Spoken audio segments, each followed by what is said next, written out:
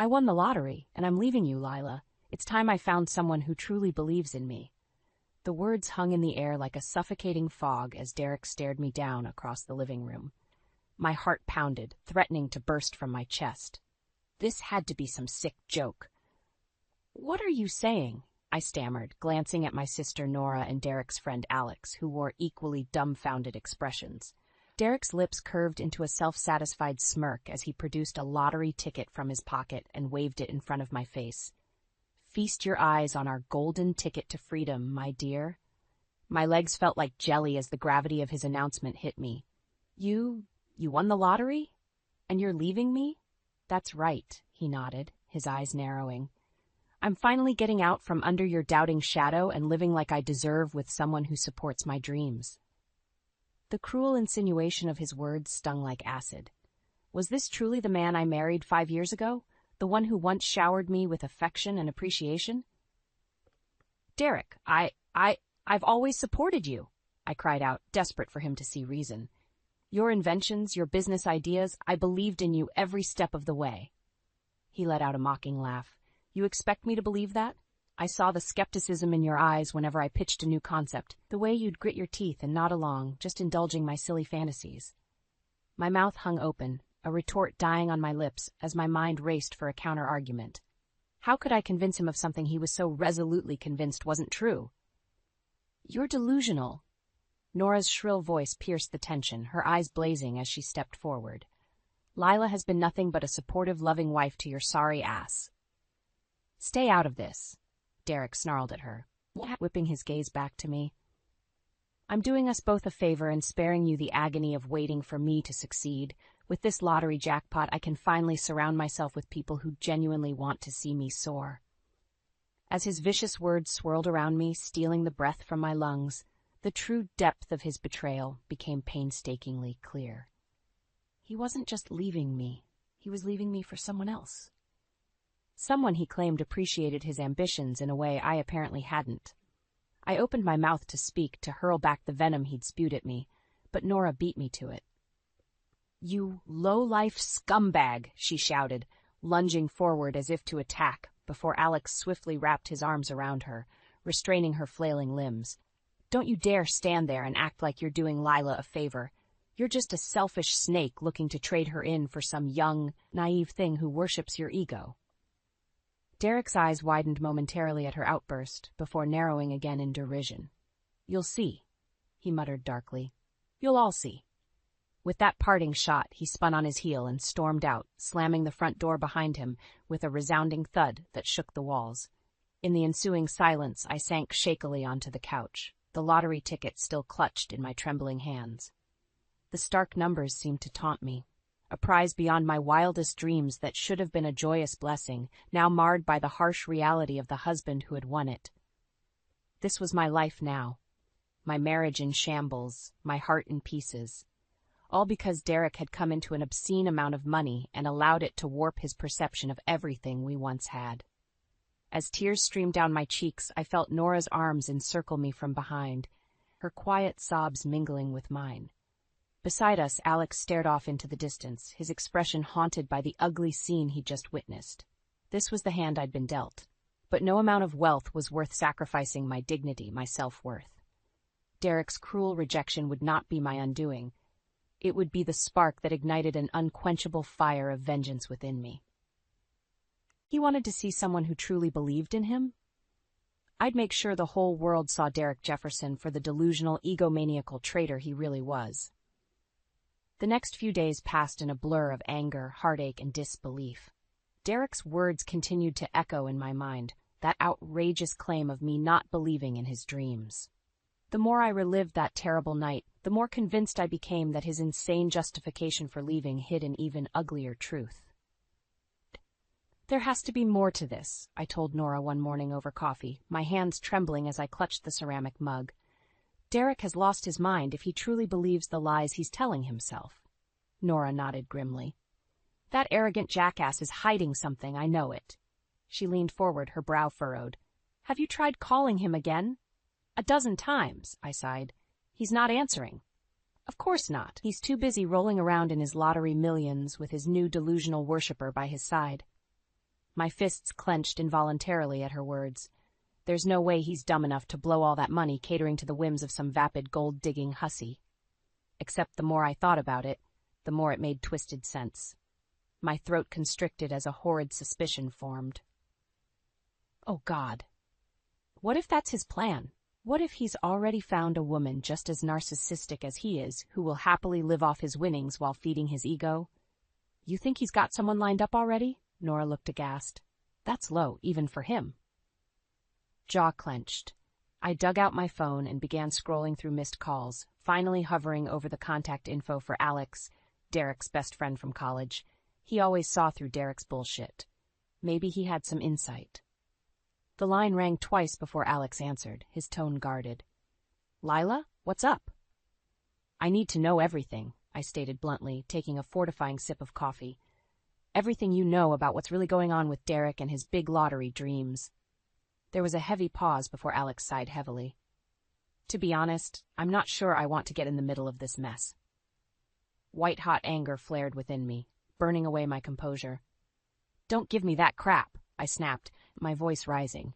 Your idiot buddy just destroyed a 5-year marriage based on one insane, narcissistic delusion after another. You're damn right you need to get in the middle of it and tell me what you know. Another pause. Then, okay, you're right. I could picture Alex rubbing his temples as he continued in a low voice. A couple weeks ago, Derek was bragging to me about how he scored big with that lottery prize. He exhaled heavily. But he also mentioned some girl he'd been seeing behind your back, an influencer or something, way younger than him. What? I gasped, feeling like I'd been punched in the gut as the reality sank in. He's been cheating on me? Yeah, and from what I could gather, his big plan was to use the lottery money to wine and dine this chick into being his new guaranteed pay pig for life, all while making it seem like she's just this huge supporter of his entrepreneurial spirit or whatever. The mug slipped from my hand, shattering on the floor and splashing hot coffee across the tile.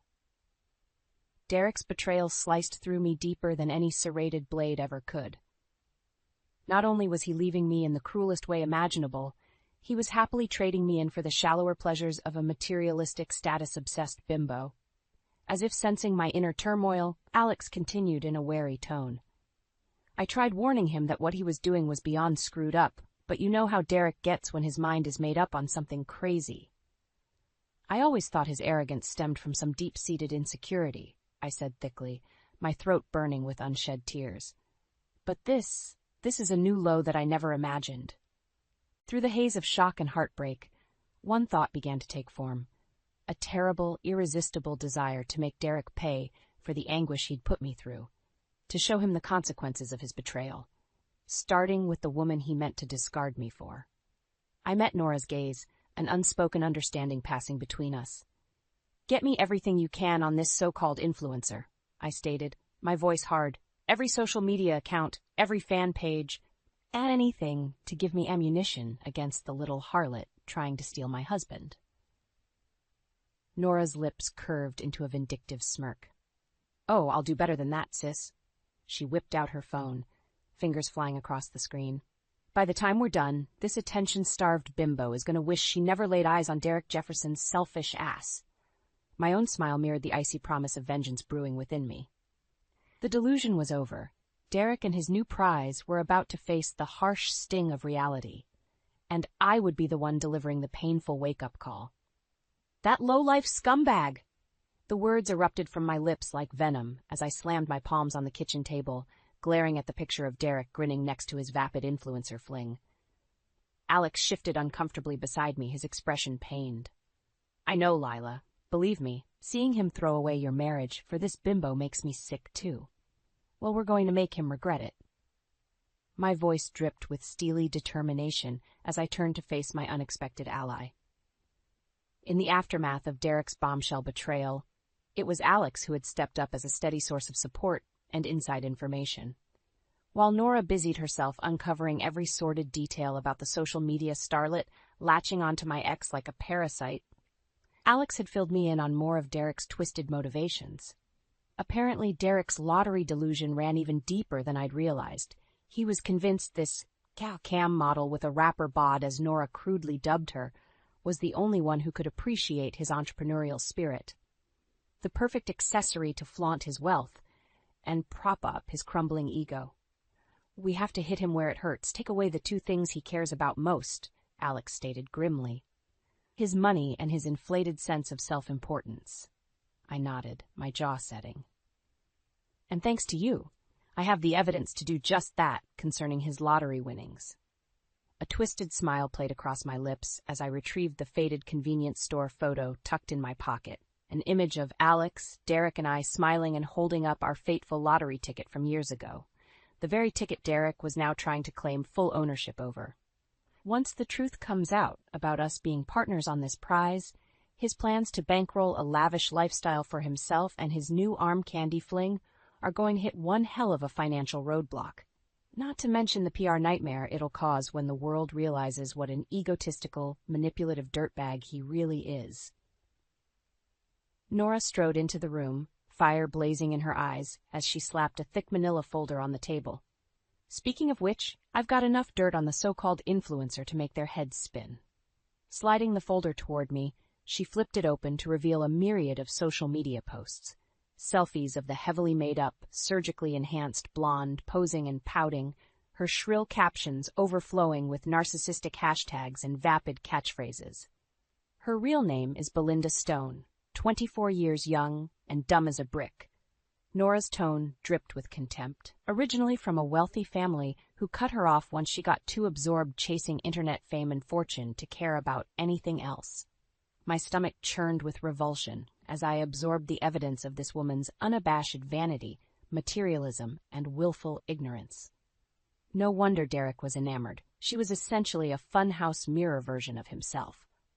"We have to take her down, along with that ego-bloated pig she's parading around with," I declared, steadying my nerves with a deep inhale. "Expose every dirty secret, every con, every pathetic ploy for attention they're attempting to pull." Alex let out a low whistle as he scanned the damning information Nora had gathered. "Starting to feel sorry for these two, the more I see how sadistic your revenge is going to be." A harsh laugh escaped my lips. "Don't feel too sorry, they're the ones reaping what they sowed." Resting a hand on the folder, I met Alex's gaze, my eyes hardening. Once the world sees them for the shallow, manipulative frauds they are, Derek and his little harlot won't have an ounce of admiration or respect left to feed their delusional narcissism. A grim smile crossed Nora's face as she gave a resolute nod. "Time to watch the shit hit the fan, sis." I mirrored her expression, feeling the familiar flames of rage mingle with a deep, vindictive satisfaction. Indeed it is. Derek wanted to see someone who truly believed in him? By the time I was through, the whole world would see just how unworthy he was of anyone's belief or devotion. The painful downfall of his sickening delusions would serve as the harshest slap of reality. And I wouldn't stop until his despicable arrogance was shattered into a million irreparable pieces. This better work.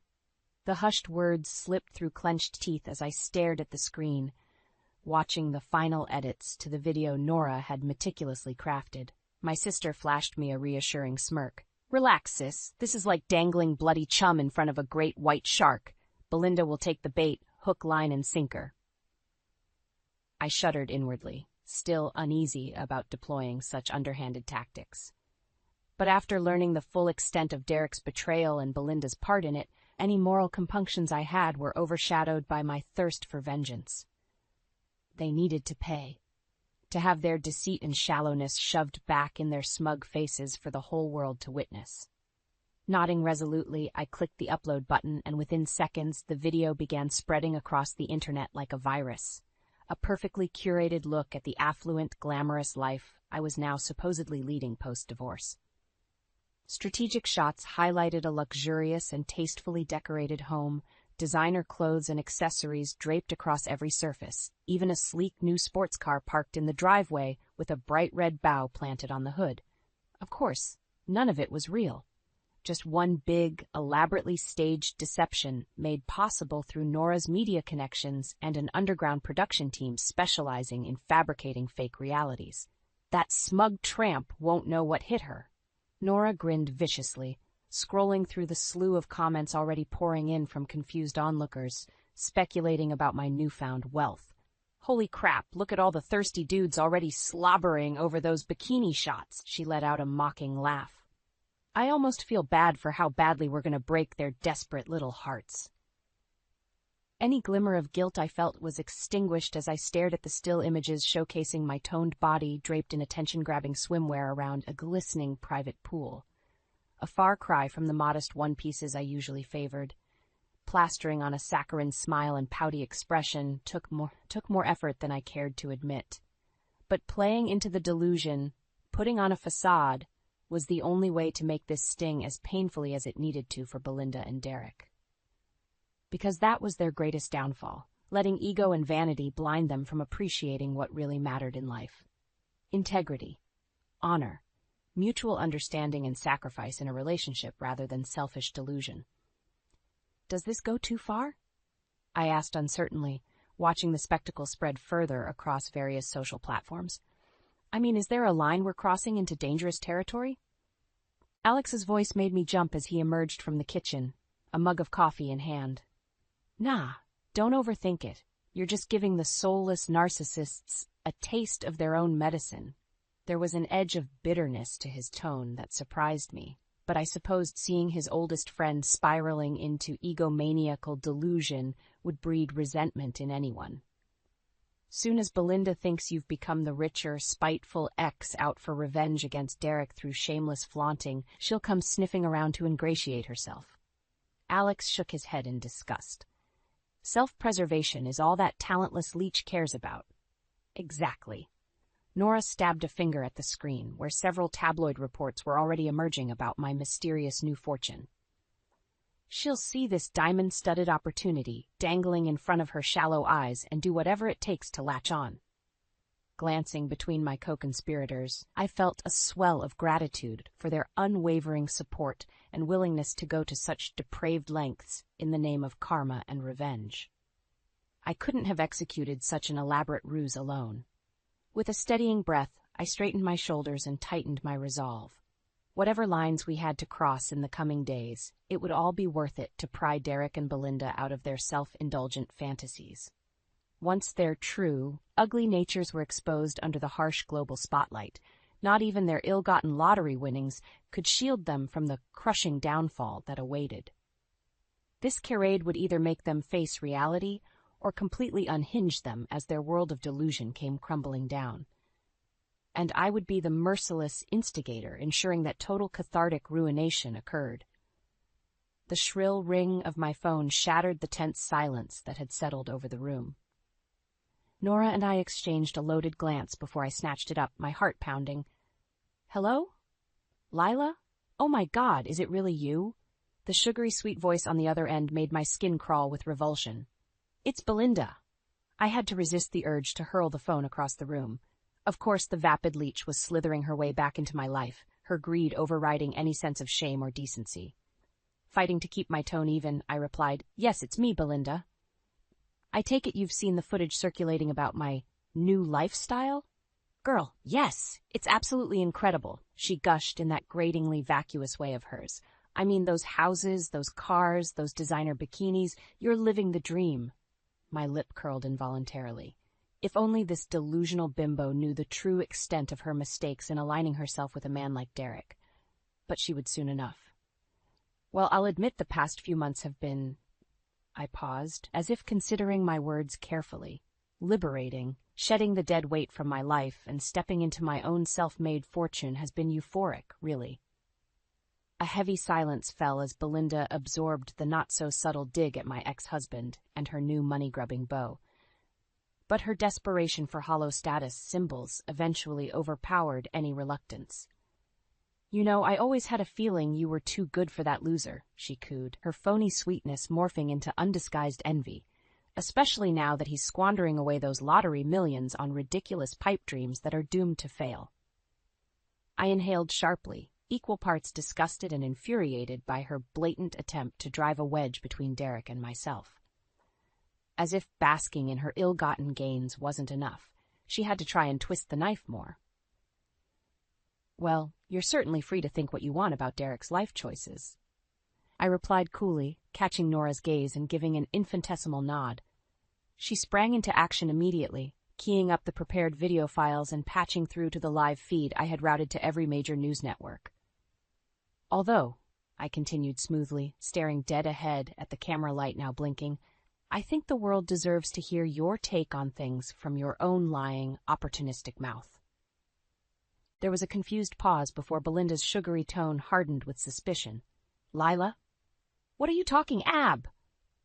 But her words were drowned out by a deafening feedback whine as our call was broadcast on every screen from Times Square to L.A.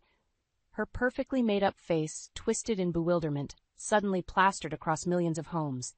You see, Belinda, I stated, my voice ringing with furious conviction, my newfound wealth is just as much of a facade as your self-proclaimed influence over the sad, desperate fools who hang on your every Instagram post. Leaning forward, I braced my hands on the desk and leveled my gaze directly at the camera's unblinking eye. The truth is, we've all been taken for a ride by two outrageous con artists, consumed by delusion, greed, and their own narcissistic pursuit of fame and fortune at any cost. My finger stabbed viciously at the image of Derek now appearing beside Belinda, his expression one of abject horror as he realized our private conversation was being broadcast for the world to hear.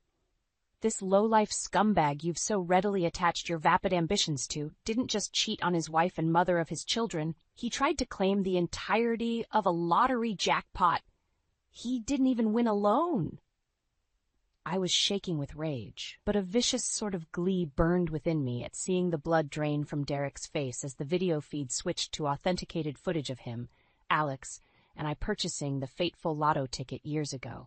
Every duplicitous act, every underhanded scheme, every conniving lie that both Derek and Belinda had spun to feed their ego, I unleashed it all in one brutal, damning torrent, letting the truth scorch away their fragile delusions before a captive audience of millions.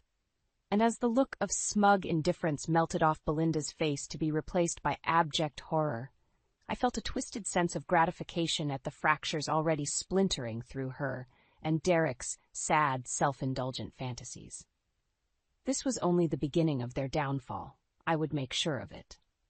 I would not rest until their hollow lives were shattered into a million pieces, paying penance for every ounce of pain and disillusionment they'd put me through. Steeling my nerves, I met Derek's terrified gaze burning through the screen and allowed a cold smirk to crease my lips. This is for all those times you accused me of never believing in you, Derek. Well, believe me when I say, this nightmare is only just beginning. The ballroom was packed, every eye locked on the center stage as I ascended the steps and approached the podium. My heels clicked loudly against the polished wood, the only sound in that breathless hush. This was it, the final phase of my months-long vendetta. One last chance to drive the knife into the rotting heart of Derek and Belinda's sham relationship before a crowd of their erstwhile admirers. One corner of my mouth curled into a vindictive smirk.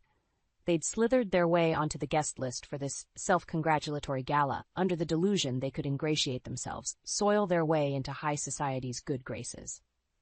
Little did those two vapid fools realize they were the ones being played for fools. The air was thick with palpable tension as I reached the podium. Leaning forward, I let my eyes bore into the squirming figures of Derek and Belinda situated at a front table, their arrogant expressions crumbling beneath my unrelenting glare. Friends, esteemed colleagues, I began, my voice rippling through the cavernous chamber. I'd like to extend my gratitude for your presence here tonight at this annual celebration of entrepreneurial spirit and community innovation. Murmurs of polite applause spread through the crowd before I silenced them with an upraised hand. However, as many of you are no doubt aware, there exists a serpent lurking in our midst. I paused, letting the weight of my next words sink in. A vile deceiver who has brazenly perverted the symbols of success and self-made prosperity we honor here for his own ego-driven delusions of grandeur. Belinda bristled at the obvious slight, shooting an accusatory glare at Derek, who shrank in his chair like a kicked dog. How bitterly ironic that his craving for validation had turned the woman he sought it from against him within moments. You all know who I'm referring to, I stated, my lip curling with disgust. Derek Jefferson, A narcissistic, emotionally stunted leech who lied, cheated, and manipulated everyone around him in pursuit of the trappings of fortune.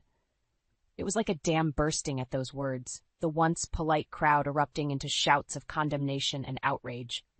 Caught completely off guard by my vicious assault, Derek jerked upright, his eyes swiveling in panic. "That's not true," he barked futilely over the din, before pointing a shaking finger at me. "She's the one who never believed in me, who tried to tear me down at every turn." The crowd's scorn intensified tenfold at his pitiful deflection, hisses and boos raining down on him until his face purpled. "Silence!" I roared, raising my voice above the furor. As the room stilled once more, I leaned towards the podium, lips curling into a sneer. "I did believe in you, Derek. I believed you were a good man once, until your arrogance and greed twisted you into this delusional, hate-filled stranger before us now." My steely gaze landed on Belinda next, watching her shrink under my withering contempt. "As for your pathetic sidekick, well, need I say more than she's living proof of the depths to which you've allowed your ambition and ego to corrode your morality and self-worth?" Slamming my palms on the podium, I straightened, fury blazing in my eyes. "So go ahead, shroud yourselves in as much counterfeit wealth and materialism as you desire to mask your inescapable insecurities. At your empty, rotted cores, you're nothing more than snake oil salesmen, profiteering off lies and exploiting the ambitions of others for your own soulless gain." From the back of the ballroom, a loud cry cut through the silence. "You make me sick, man." I smirked, recognizing Alex's voice as he stepped forward, derision etched across his face as he locked eyes with the man he once considered a friend. "All this time using people and spinning lies to support your sad power trip? And for what?" As the crowd swelled around him with murmurs of agreement, Alex jabbed an accusing finger at the stunned pair.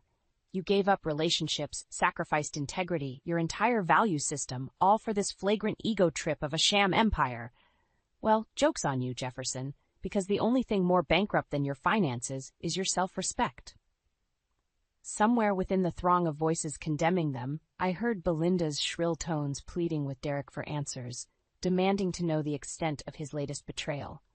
Their toxic, symbiotic relationship of narcissism and self-delusion finally fracturing under its own weight. At the eye of the storm, Derek resembled a scared child, stunned into silence by the harsh, unrelenting reality crashing down upon him. The karmic wheel spinning payback for his inflicted unraveling. Meeting my gaze one last time, his eyes held the slightest flicker of raw emotion. Fear, betrayal, simmering hatred, all roiling together. In that moment I reflected not on the monster he'd become, but the man whose love and faith I'd once cherished. I felt nothing. No satisfaction, no anguish, just empty vindication. And as the roaring wave of scorn swallowed him whole, I turned my back and strode away, content to let the tides of public opinion and karma's bitter justice sweep Derek under for good, this time. The roar of the crowd was deafening as I stepped out into the marbled lobby, flanked by Nora and Alex.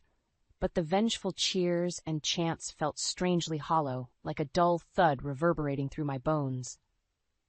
"I can't believe we finally did it," Nora breathed, her eyes alight with vindictive triumph. That oily snake and his cheap tramp got exactly what was coming to them. I should have felt elated in that moment, relieved that my months-long quest to expose Derek and Belinda's sham had reached its climactic peak. Instead, I only felt numb. Perhaps it was the sobering reminder that no amount of public shaming or loss of status could undo the damage of Derek's ultimate betrayal. Or maybe, deep down, I mourned having to bury the shredded remnants of the man I once loved. A familiar voice shattered my turbulent thoughts. Well, if it isn't the mastermind herself. Derek's acidic sneer hit me like a slap as he pushed through the crowd still loitering outside, Belinda trailing miserably behind him. You ruined everything." The blonde's voice cracked with equal parts fury and despair as she rounded on me. "All that effort, all those lies and manipulations trying to claw my way into high society, undone by your sad, jealous revenge ploy." I regarded her coolly as she fought to maintain her poise, straightening her bedazzled gown with trembling hands. "I may have been delusionally chasing vapid social status and wealth, but at least I still have my dignity. She spat the words with as much venom as she could muster amidst the tattered ruins of her facade. "You're a sad, empty husk masquerading as a self-righteous icon of morality," Derek hissed, his eyes glittering with pure venom. "But I see the truth. Lila, you're just as desperate and spiteful as the day I left you behind." His lips twisted into a mocking leer. "Couldn't handle the fact that I'd finally surpassed your meager expectations for me, risen above the limitations you tried shackling me. The delusional rant was cut off by a harsh slap, the crack echoing through the lobby. Derek recoiled, clutching his reddened cheek as Alex stepped forward, eyes blazing. "That's enough out of you, you arrogant bastard." His voice dripped with disgust. "The fact you're still trying to play the martyr here just proves how completely delusional you are." Derek opened his mouth to respond, but Alex barreled onwards. "You were my friend once, Derek. We had dreams, ambitions, but you let greed and narcissism consume you until you alienated everyone who gave a damn." Shaking his head slowly, he glanced over at the shuddering wreck of a woman clinging to Derek's arm. "Both of you deserve each other's vapid, hollow company, living the rest of your days shrouded in self-denial and meaningless status trappings." Alex's gaze hardened into a glare as it swung back to lock with Derek's, his voice turning to steel. "I just hope, when you hit rock bottom after poisoning yourselves on those delusions, that you remember what it cost you to throw away everyone who actually gave a damn." A tense silence fell over the lobby, until I felt Nora's hand on my arm, pulling me gently away. "Come on, sis, let's leave these sad losers to rot in the mess of their own making." As we turned to head for the exit, Belinda's voice rang out, desperate and pleading. "Wait!" She lurched forward, clutching Derek's arm in a white-knuckled grip. Just tell me one thing, Lila." Her eyes searched mine, wide and haunted. Is it true? Was everything a lie? This whole relationship, Derek's ambitions, our entire future planned out together? For a moment I considered lying to her, letting her delude herself a little longer before the imminent crash back to reality. But one look at the broken shell of a woman before me, and I knew even the slightest white lie would be too cruel.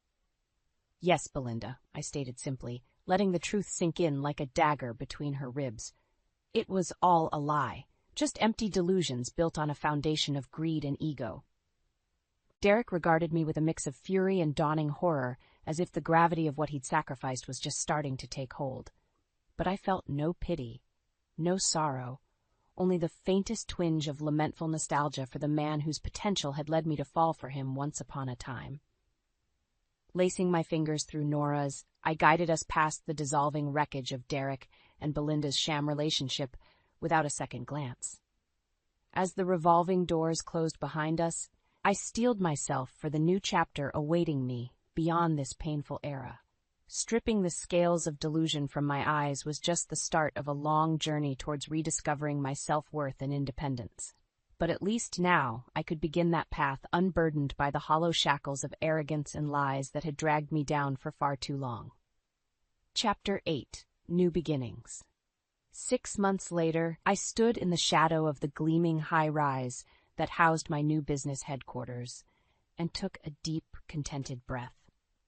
The brisk spring air was a welcome tonic, a sensory reminder of the fresh start and rebirth I was finally allowing myself after so many months of being bogged down in darkness and anger. "Can you believe this place, sis?" Nora looped her arm through mine, her eyes shining with pride as she surveyed our newly established empire. All stemming from that vindictive little revenge scheme that put that douchebag Derek in his place. My lips quirked into a small smile. In the aftermath of my very public dismantling of my ex-husband's rampant delusions, the settlement I received from our divorce proceedings, coupled with my share of the lottery winnings, had afforded me ample opportunity to invest in new ventures. And with Nora's marketing and branding genius as my co-pilot, we rapidly transformed that influx of cash into a burgeoning multimedia corporation dedicated to empowering women who'd suffered at the hands of greedy, self-serving men like Derek. It was strangely fitting, really, allowing the ashes of my former marriage to smolder and ignite the flames of a new, self-made legacy. A firm rebuttal to the notion I had ever tried to stifle Derek's dreams and ambitions. The guy was a delusional, narcissistic train wreck from day one. I just happened to be the one miraculously cashing in on the fallout. You know Alex is still reeling over us donating a chunk of our launch capital to his counseling program for disadvantaged youth. Nora shook her head in amazement. Guy was practically in tears when he found out. He deserves it, I stated simply, squeezing her arm.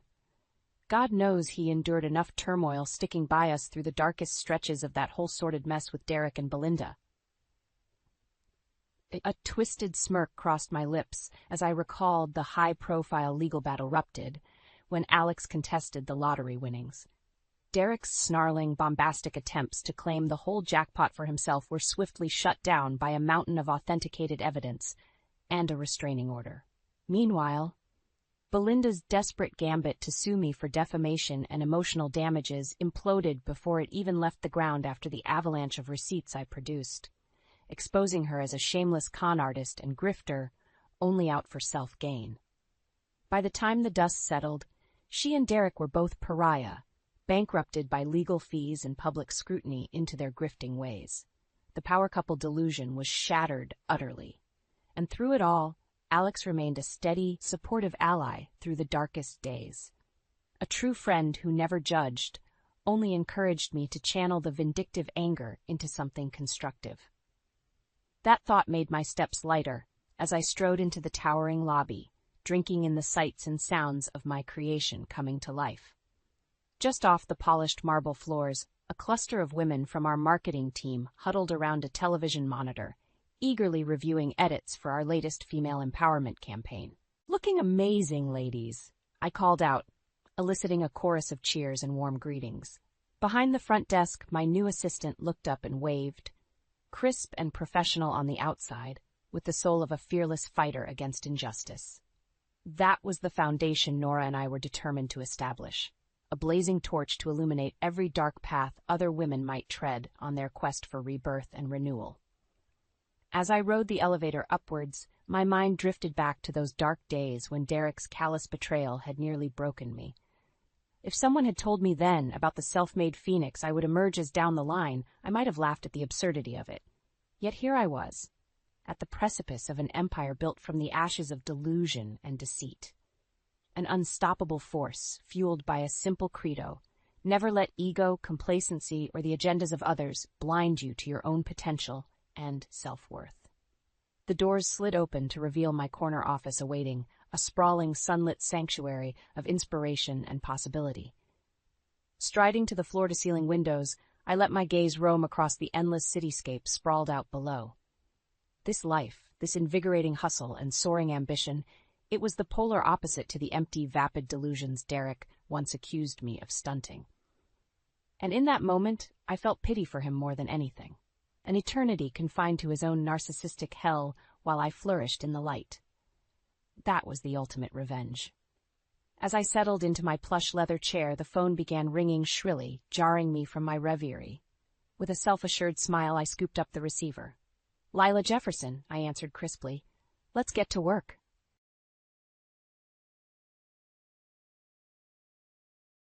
While I lay in bed feeling weak and ill, Paul, my husband, grinned and remarked, "I only married you because you're the boss's daughter." I glanced at the gloves and scarves I had painstakingly made for him, now thrown away as if they were unimportant. He appeared so disappointed in me, and I knew I had to wake him up to the truth. His comments hurt. The idea of him realizing how mistaken he was in believing that everything was going his way made me laugh. Kelly Riley is my name. Paul and I have been wed for 6 years. Despite the fact that we are childless, we have been living together in harmony. Paul spends a lot of time away from home for business. He usually tries to spend time with me on his days off, which helps me deal with the loneliness I sometimes experience. My father, who was Paul's supervisor at the time, introduced us. Paul advised me to become a stay-at-home wife after we were married. I supported Paul and had plenty of time for myself, so I thought it was a fantastic idea. I began exercising, learning to sew, and forming friendships with the neighbors. I experimented with a variety of pastimes, but knitting and sewing ended up being my favorites. I used to knit Paul gloves and scarves every winter. I wasn't very good at it at first, but I improved with time. Paul eventually assured me that they were just as excellent as store-bought ones. I became even more passionate about sewing after hearing his lovely remarks. One day, I hoped to sew with our unborn kid. Paul grinned when I brought it up to him and said, "Maybe I'll join in and learn when the time comes." I felt content in my life during times like this. When Paul had days off, I always made sure to spend time with him and take good care of the house. We lived well because of his high pay, and I undoubtedly appeared extremely fortunate to others. I didn't have any grievances and assumed that we would keep living in silence like this, just the two of us, hoping to have a kid someday. However, things began to shift around 3 years ago. As usual, I was waiting for Paul to get home one evening. I suddenly felt lightheaded and passed out. Paul hurried me to the hospital once he got back from work. I was resting in a hospital bed when I woke up.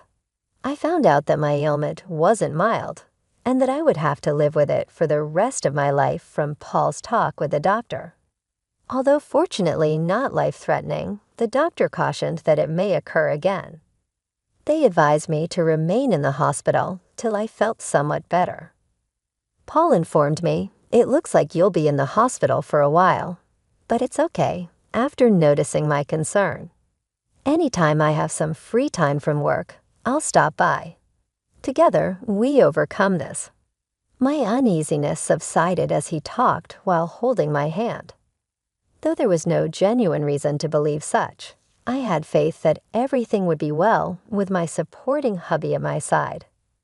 Paul kept his promise and came to see me virtually every day after that.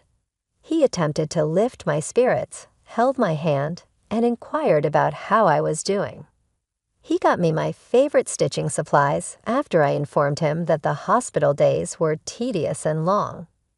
Sitting together, we would stitch while discussing little events from the day.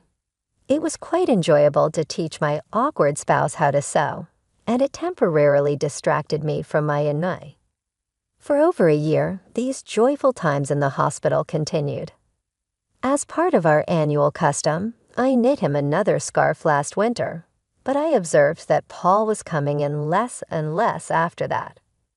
Now I counted myself lucky if he appeared once every several weeks.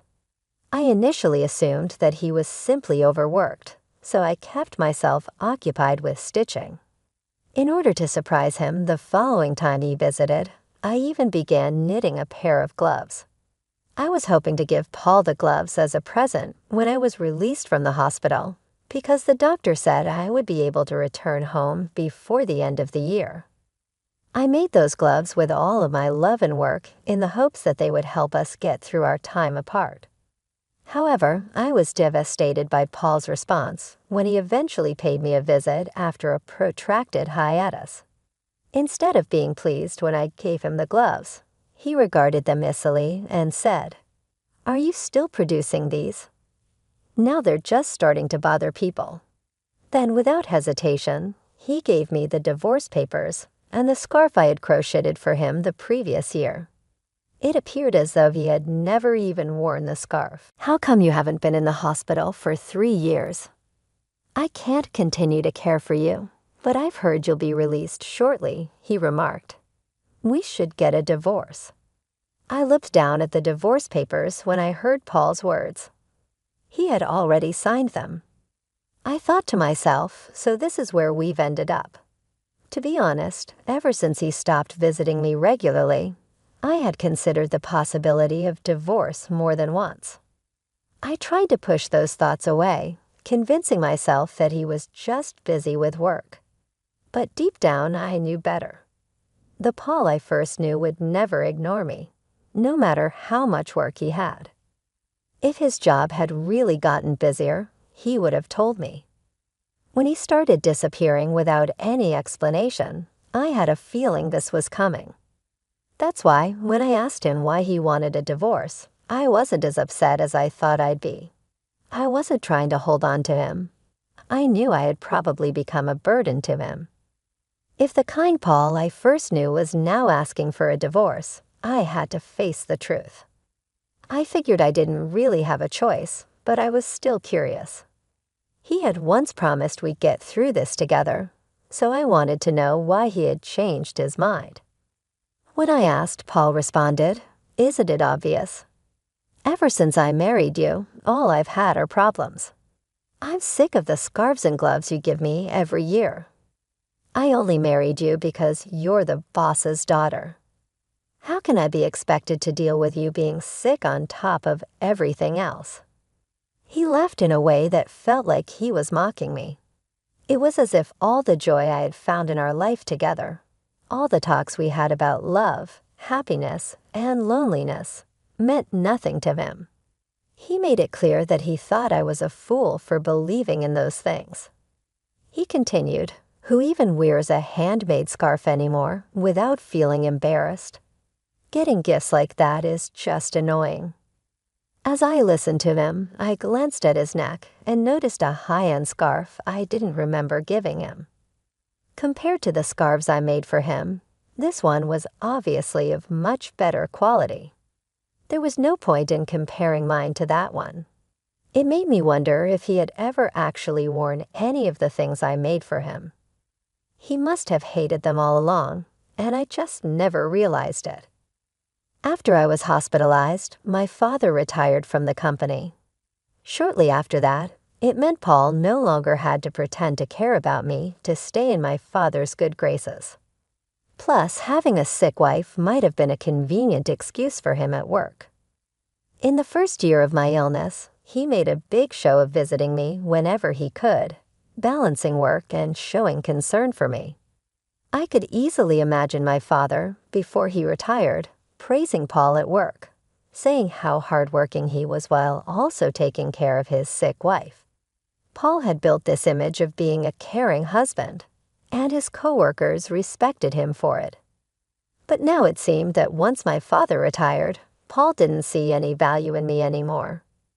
The part of me that had once been useful to him had been realized, and now he no longer needed me.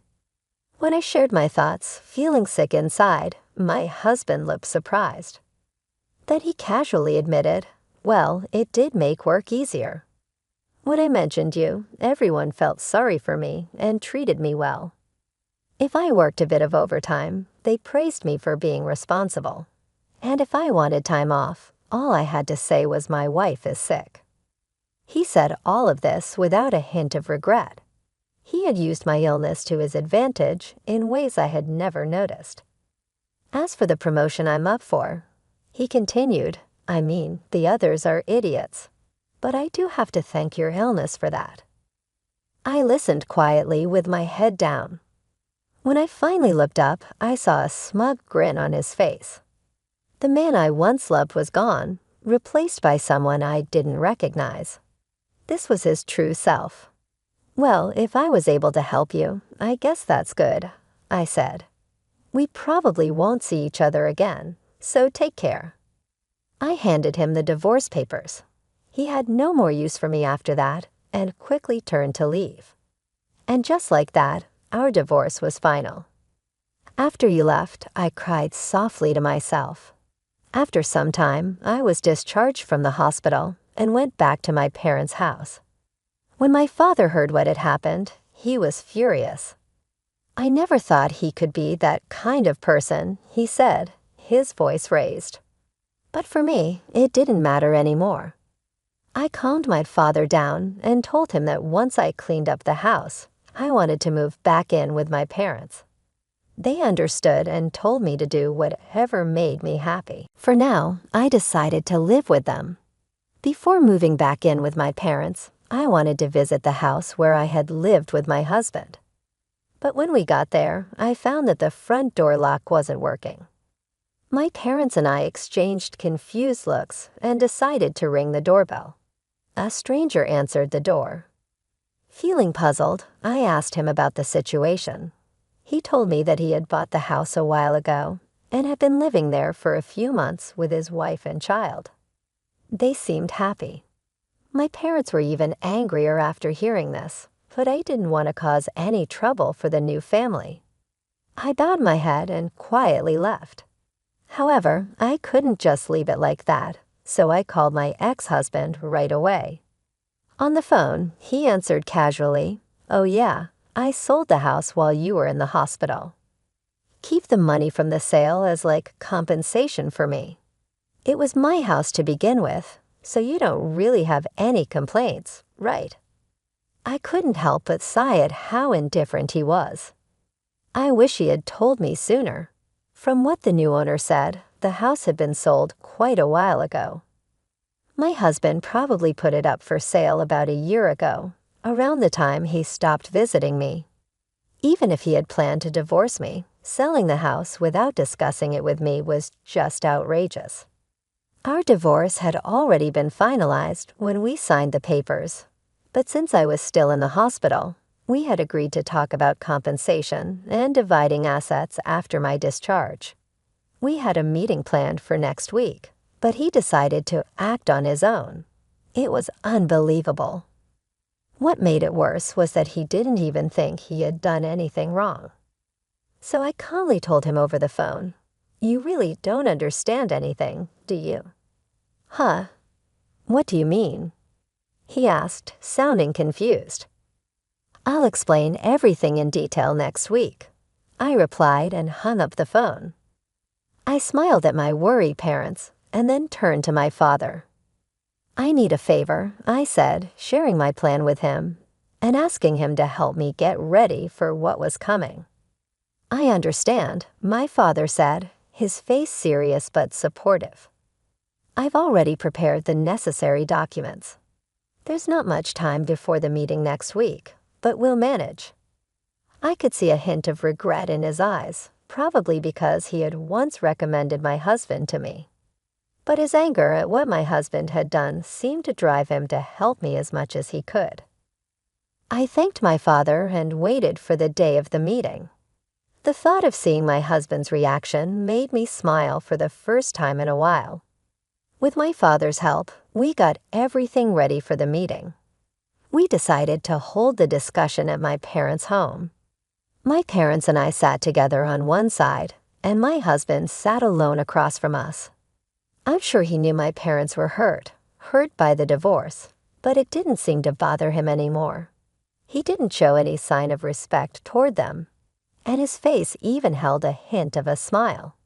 His attitude was arrogant, as if he didn't have anything to worry about. "I'm the victim here," he began, "but I'm not going to ask for too much. The money from the sale of the house will be enough." He spoke as if he was being generous, like he was doing us a favor by not asking for more. Seeing his smug attitude, my father's face turned red with anger. I gently placed my hand on his to calm him down. There was no need for us to get upset. We knew that in this discussion, my husband was the one who would be at a disadvantage, not us. "There's something important we need to talk about first," I said, keeping my voice calm. I spoke up, and my father handed over a document. It was proof that the land where the house stood was owned by him. "Yes, the house was in your name." "There's no question about that," I said. "But the land the house was built on belongs to my father, and he still holds the title to it. That's clear from this document, right?" My husband's expression changed slightly, his brow furrowing. "So what?" he replied. "The house was mine. No one has the right to complain. Do you think you can get back at me with that?" He chuckled as if he found the whole situation ridiculous. I continued calmly, "It's true that the house was in your name, and legally you could sell it. I'm sure you checked all of this before you sold the house, and there's no legal issue with your actions." My husband seemed confident, knowing there was no problem from a legal standpoint. "However," I said, "for the family who bought the house, this is a big issue. You sold the house, but since we still own the land, my father can charge them rent. That would definitely cause them trouble, don't you think? The situation isn't what they were led to believe." I paused before continuing. Now, neither my father nor I intend to charge them rent or make them leave, but we also don't plan on just giving away the rights to our land for nothing. In that case, we would sell the land to the family. We wouldn't demand monthly rent, but it would be a problem for us if they didn't buy the land. My father gifted that land to us to live on, not for it to be handed over to strangers, I added. And if they don't buy it, the family could sue you. As I said, the deal wasn't what they expected. Can you imagine their frustration? They thought they were buying their dream home, only to find out the land isn't theirs, and they now have more expenses. After we obtained proof of my father's ownership of the land, we went straight to the new family and explained the situation. Thankfully, they understood and agreed that if there was any trouble, it was the seller's responsibility. If things didn't go well with the negotiations, they made it clear they would sue my husband. When I saw my husband's face turn pale, I knew he finally understood the gravity of the situation. He realized that no matter what, this was going to cost him a lot of money because of his mistake. In a trembling voice, he asked, "What should I do then?" I smiled and calmly responded, "The family can buy the land from us, making them the full owners of both the house and the land. Then you would have to cover the cost of the land. This way, everything can be settled smoothly, and there would be no need for the family to sue you. Once they own both the house and the land, all the issues will be resolved. However, since they weren't informed about the land price when they bought the house, they will likely make you pay for it. That's not their problem to deal with, it's yours. The real issue is that the land is in a prime location, and its value could be higher than what you sold the house for. Even if you give up all your assets, it might not be enough. In the end, you could be left with nothing." I paused for a moment and continued. "Another option is for you to buy the house back and then pay for the land. Of course, you have to cover the relocation fee for the family living there. This would give you back both the house and the land, and you could try selling them again, maybe making some money. But after paying for everything, you probably won't end up with much, if anything at all. Whichever option you choose, you'll be at a loss," I added. "And let's not forget about alimony. Your actions have caused me a lot of mental distress, and I plan to ask for compensation for that. Keep that in mind." All this time, Paul had used me as a tool to help his career. Now that I understood this, I felt disgusted by everything he had done. I also planned to file for damages for the emotional harm he caused me, even though it might be hard to prove, and I might not win.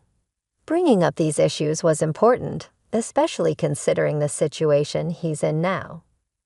Paul, now cornered, didn't seem to have the ability to fully process what was happening. It looked like all these things could become his reality soon. My father, seeing the opportunity, added, "Even though I'm retired, I still have many connections at the company. I've been talking to some of my old colleagues, and they've told me what you've been saying about my daughter and how you've treated her.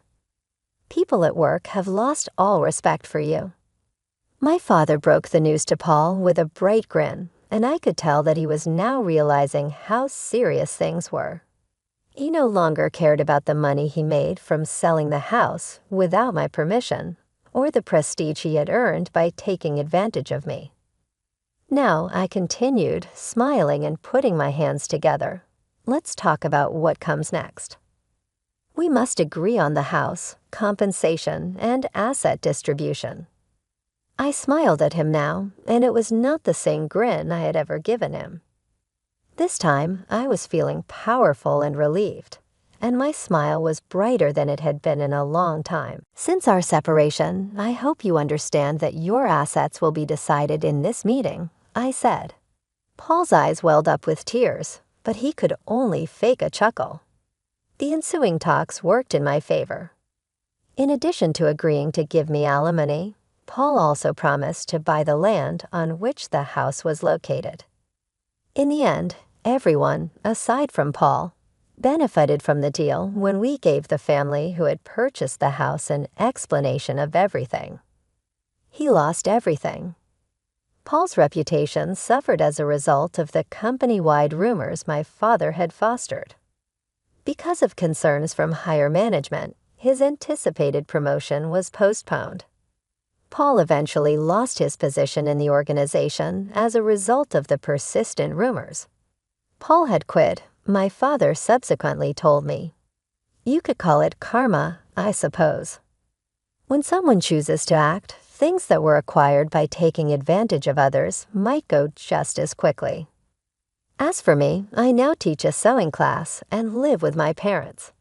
My lessons aren't very full, but with the help of the local ladies and kids that come, I've been able to make a respectable living.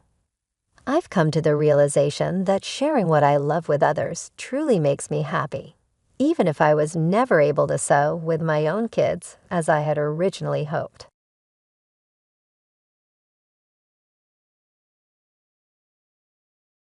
There have been many difficult periods in life, but there have also been some pleasant ones. My parents' deaths when I was a child left me with a deep, lingering sadness.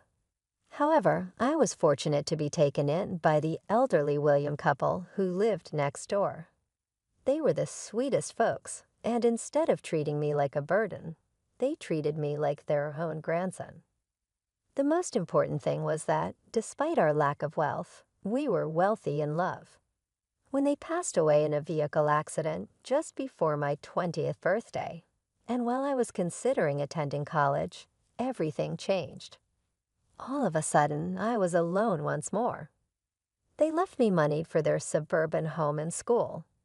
I sold it because it brought up too many memories, despite the fact that it was full of them. I used the funds to purchase a modest apartment in the city, near the university where I planned to get a degree in financial management. It was at a friend's party that I met Michael. He was carefree, enjoyable, and indifferent to the opinions of others. We clicked immediately. He spilled my drink after inadvertently bumping against me. I was more shocked than irritated when I remarked, "Hey, watch it."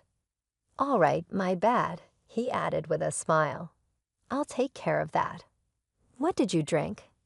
He said, "2 beers coming right up." When I replied, "Just beer." That was Michael, uncomplicated, direct, laid back. All night long, we discussed everything and nothing. We discovered that while we both like old movies, we detested sushi. He was pleasant to talk to, and I didn't want to say goodbye when the celebration was over. He proposed a year later. The two of us were watching TV together. Without a lengthy speech or elaborate motions, he took a ring out of his pocket and declared, "Marry me," while gripping the ring so firmly I was afraid it would shatter. It was so flawlessly plain and a bit untidy that I laughed, not because it was humorous. "You big goof, of course," I said. At first, marriage didn't really change anything. It just felt natural. We were just legally married and exactly the same as before. We took up residence in my little flat in the heart of the city.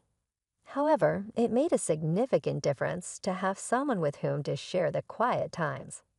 Life seemed whole for the first time in a long time, and evenings no longer felt so lonely. Marriage provided some solace, but life may startle you just when you think you're established. From the beginning, Michael's parents, Mr. and Mrs. Jacob, were amazing individuals. They opened their comfortable suburban house to me. Their generosity was a comfort to my still stunned heart after losing my own family, and I could understand where Michael got his easygoing demeanor. "We're so happy you're part of our family now," Mrs. Jacob would frequently say as she gave me a hard yet kind grip on my hand. "Thank you so much for making me feel so welcome," is what I would always say. We started hanging out with them on the weekends, enjoying lengthy conversations over steaming coffee and outdoor barbecues. Before it wasn't, life seemed straightforward, honest, and wonderful. For a year, Michael had to go out of state for employment. Although the timing wasn't perfect, it was a fantastic opportunity for his career. Mr. and Mrs. Jacob's health began to deteriorate shortly after he departed. Everything occurred so fast that one day Mrs. Jacob called and seemed very concerned. "We need your help, Anna," she replied in a shaky voice. "I apologize for troubling you, but things aren't going well. Mr. Jacob's condition is not good." I hastily gathered my belongings and made my way to their house. Seeing how weak they both appeared was painful. Having tubes for his treatment, Mr. Jacob, who had previously appeared so powerful, suddenly appeared tiny. I became accustomed to their routine, cooking and cleaning, while Mrs. Jacob concentrated on taking care of Mr. Jacob. I would read his favorite books to them in the evenings. Though his voice was weaker than previously, on good days he would gently remark, "Thank you, Anna," even though he would frequently nod off before I finished a chapter. I would console him by holding his hand while grinning and responding, "It's my pleasure." Mrs. Jacob was sitting at the kitchen table one day as I was making supper, and she appeared more worn out than normal. "Anna, I don't know how to say this, but we're having some problems," she began, trembling and wringing her hands. "The primary supplier, Mr. Jacob, is suddenly struggling." I set the knife down and focused entirely on her. "We're in a difficult place, sweetie. Would you think about leasing your apartment?" Mrs. Jacob looked down and added, "I hate to even ask, but maybe it will help us get through this tough time." She was obviously ashamed. I felt sad for them because of what she said, which demonstrated how dire their circumstances were. How could I say no to them after they took me in and made me family when I had no one else? I answered, "Of course, Mrs. Jacob," in an attempt to calm her concerns. "I will immediately take care of it." I immediately found someone to rent the flat, and I gave Mrs. Jacob the rent each month, plus extra for groceries and any expenses that weren't paid. On the worst days, I reminded myself that family is what keeps us together, despite the fact that my journey to work became a lengthy and exhausting drive. I could sense Mrs. Jacob's relief when she said, "You're a godsend, Anna," each time I handed her the money. Michael's calls were my sole solace. It seemed like a momentary getaway to hear his voice. "Jess, how are things going?" He would inquire, "Are you doing okay?" "We're managing," I would respond, forcing a grin into my voice over the static of long-distance talks. Not wishing to increase his concern, he said, "Don't worry about us." But when Shirley, Mrs. Jacob's daughter from her previous marriage, unexpectedly showed there, everything changed. Suddenly, like a chilly breeze creeping in, the atmosphere in the home changed. Though I didn't know her well, I had seen how tight things became during her short, uncomfortable visits and had heard plenty from Michael. Long commutes to work and caring for a bedridden and increasingly ill Mrs. Jacob were already causing me stress. However, the tension only increased with Shirley present. She settled in and stated unequivocally that she intended to stay. After a long, difficult day, Mr. Jacob pathetically invited me over one evening. He spoke in a low, unsteady voice. He said, "Anna, please watch Shirley. She is a bad person." My gut twisted at what he said. I was unsure of what to look out for, but I assured, "I understand, Mr. Jacob." Mr. Jacob was right when he said that Shirley quickly took over. The initial indications came rapidly.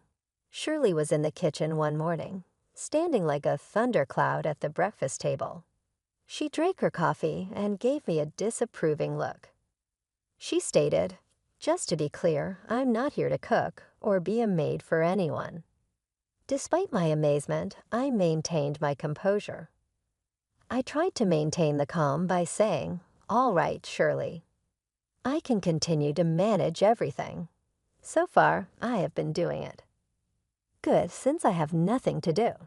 She said, "This is Mom's house," and challenged me to do so. Shirley made sure everyone knew she was there from that day on, and not in a good manner. She left the empty boxes for me to pick up after ordering takeout for only her and her mother. I remained silent despite the pain because Mr. and Mrs. Jacob deserved to be at peace. One evening, Mrs. Jacob remarked, "Anna, why don't you stay and eat with us tonight?" with a touch of her former warmth. But Shirley interrupted me before I could respond. "Mom, Anna has been really busy today." As if to protect me, she said, "I think she wants to eat later." I was obviously not welcome. My to-do list grew, and the day seemed to drag on forever. Shirley's attitude permeated the entire household. She was using harsh language to turn her against me, and I could hear her talking to her mother late at night. Mrs. Jacob, who had been so kind, gradually changed. She gave me fewer thanks, and her expression grew austere. Mr. Jacob died a few weeks after that. Just in time to say farewell, Michael took a plane to the funeral. It was a comfort to have him there, even if the entire affair was depressing. It was nice to have him at my side during such a trying moment, especially because we hadn't seen each other in months. I saw Shirley being almost too kind and courteous to everyone at the funeral. Michael and I got a minute to ourselves after the service. He said, "How have things been while I've been away?" "It's been all right." I forced a grin and responded, "Everything is okay." I didn't want to cause him more anxiety because he was already dealing with plenty. "Are you certain?" He looked at me worriedly and remarked, "You seem a bit tired." I tried not to look him in the eye and dismissed it by saying, "It's just been busy helping out around here."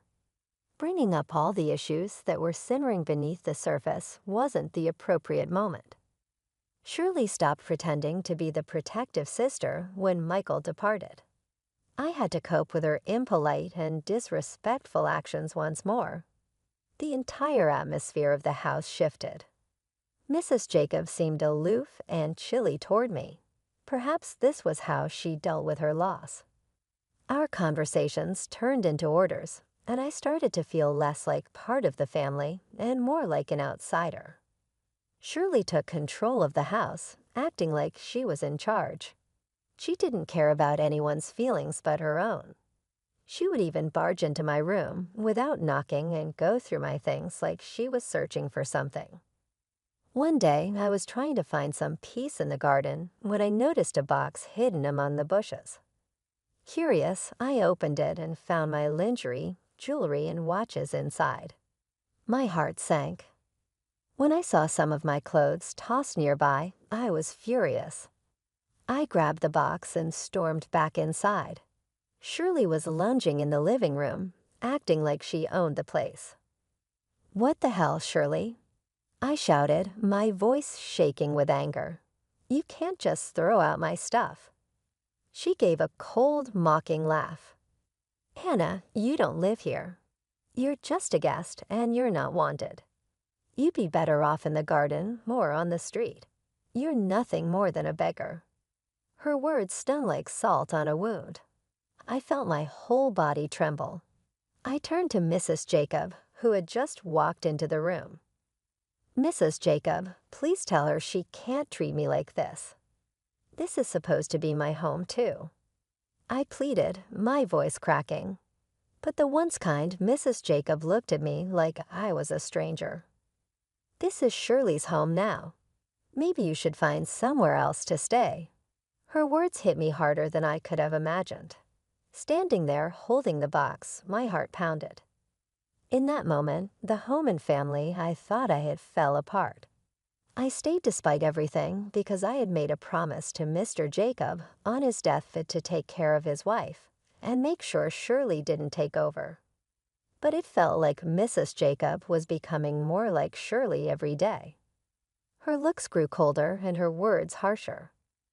One evening, as I was cleaning up after dinner, Mrs. Jacob lost her temper. "What are you even doing here? Just sitting around not helping?"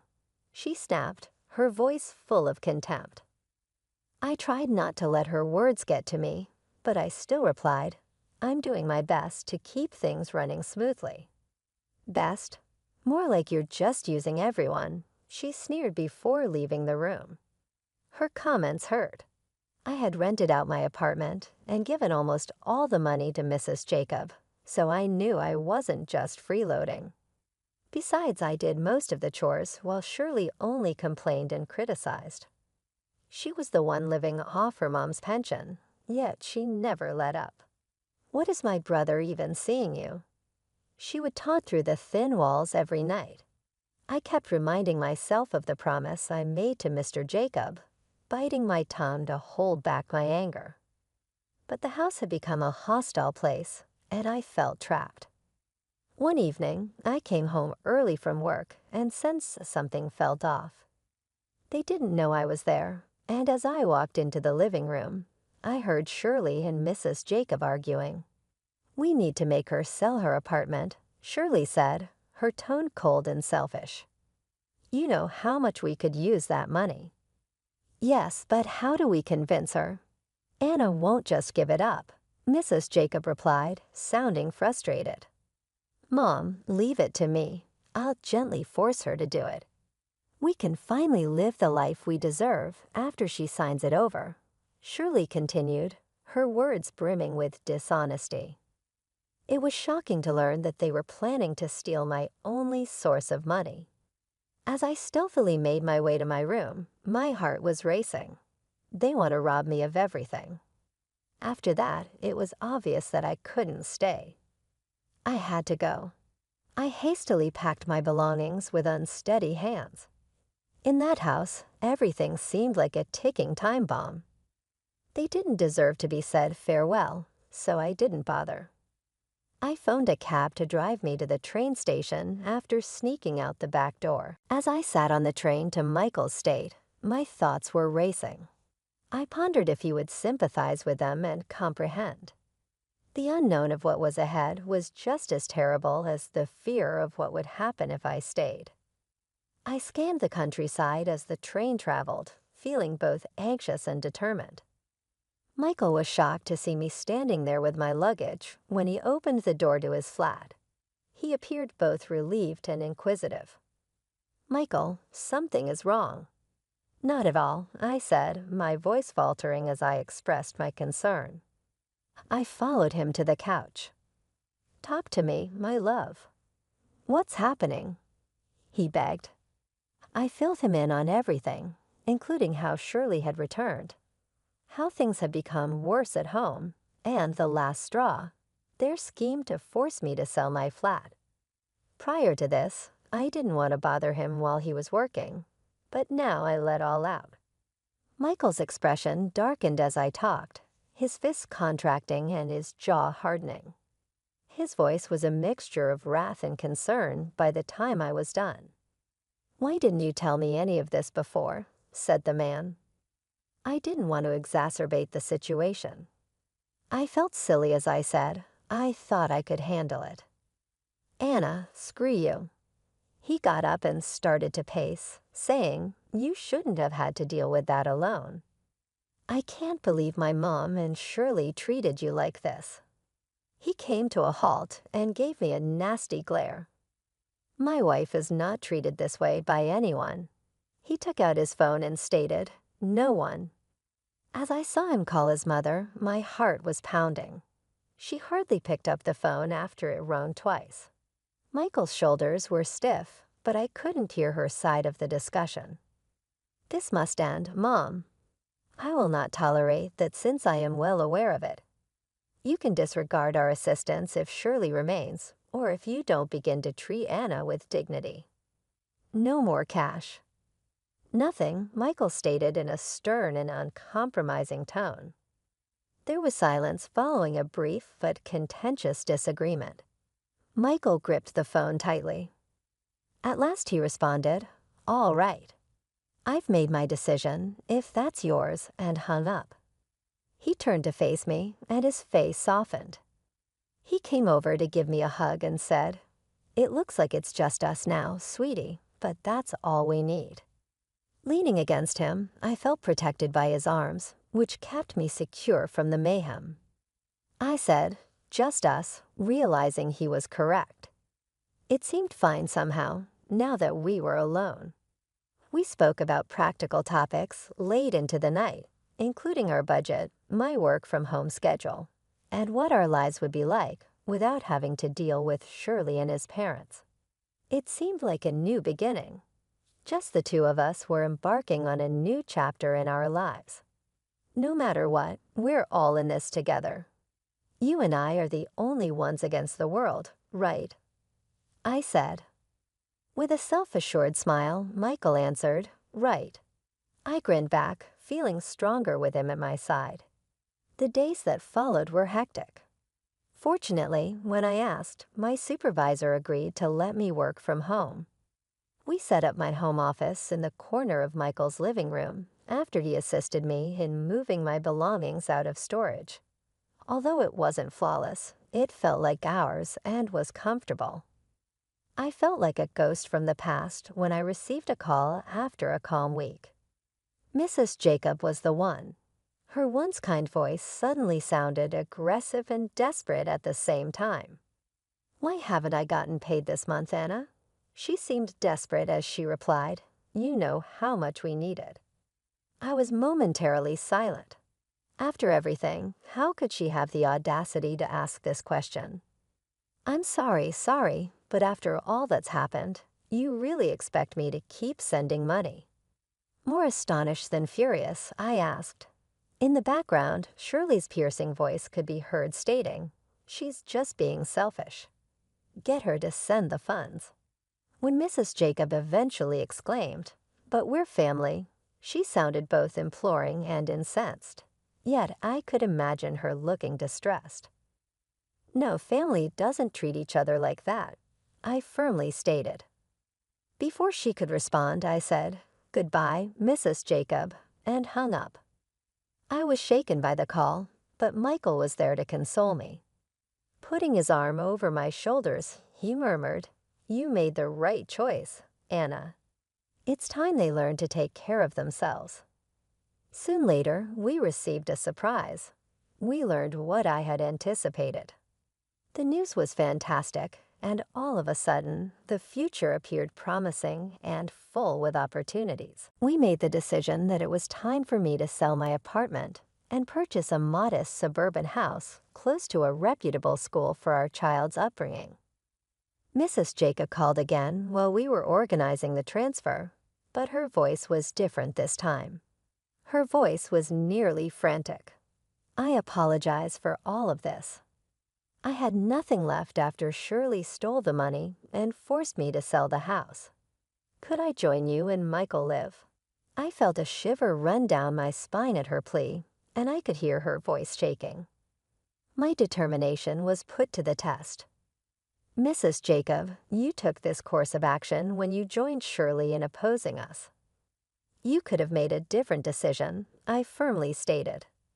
Despite my internal pain, I spoke quietly and tried to maintain a steady tone. "Mrs. Jacob, you have a kind heart, but everyone has to make decisions." I added, "I can't just forget what happened, even though I know you made mistakes." "Can't you forgive an old woman for her bad decisions?" she begged. I let out a sigh, recalling all the suffering her decisions had brought about while also feeling sad for her. "I have forgiven you, but that doesn't mean I can let you back into my life," I responded. "You have to live with the consequences of your actions, just like I have." After that, I blocked her number and hung up. We proceeded with our plans and purchased a modest, cozy home with a garden where our children could play. I was drinking my coffee and reading the newspaper carefully one sleepy Friday morning when I noticed the headline, "Local lady arrested for big fraud scheme." I saw a photo of Shirley in handcuffs and looked dejected. To be honest, I was a little relieved as well as shocked. As I held out the newspaper, I remarked, "Look at this, Michael. This is Shirley. She was sent into custody for fraud."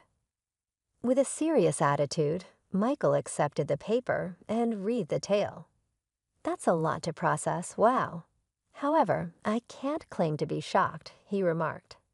She made her choices, and now she's facing the consequences.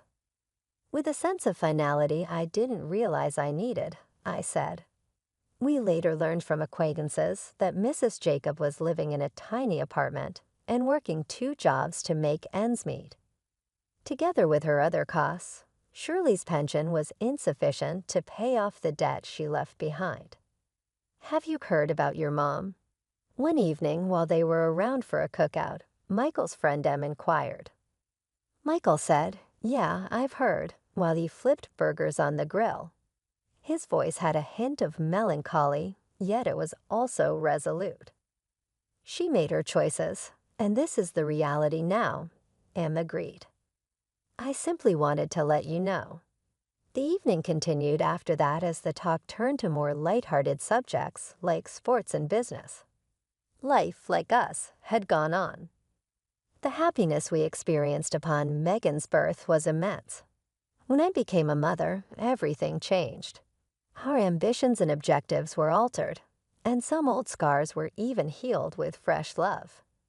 Can you believe she's ours? One night, when Michael and I were watching Megan sleep in her cradle, I muttered. He wrapped his arm over my shoulders and said, "I know," in a kind manner. "She's perfect," he added in a soft voice. We marveled at every tiny thing Megan performed during the day, including her giggles and smiles.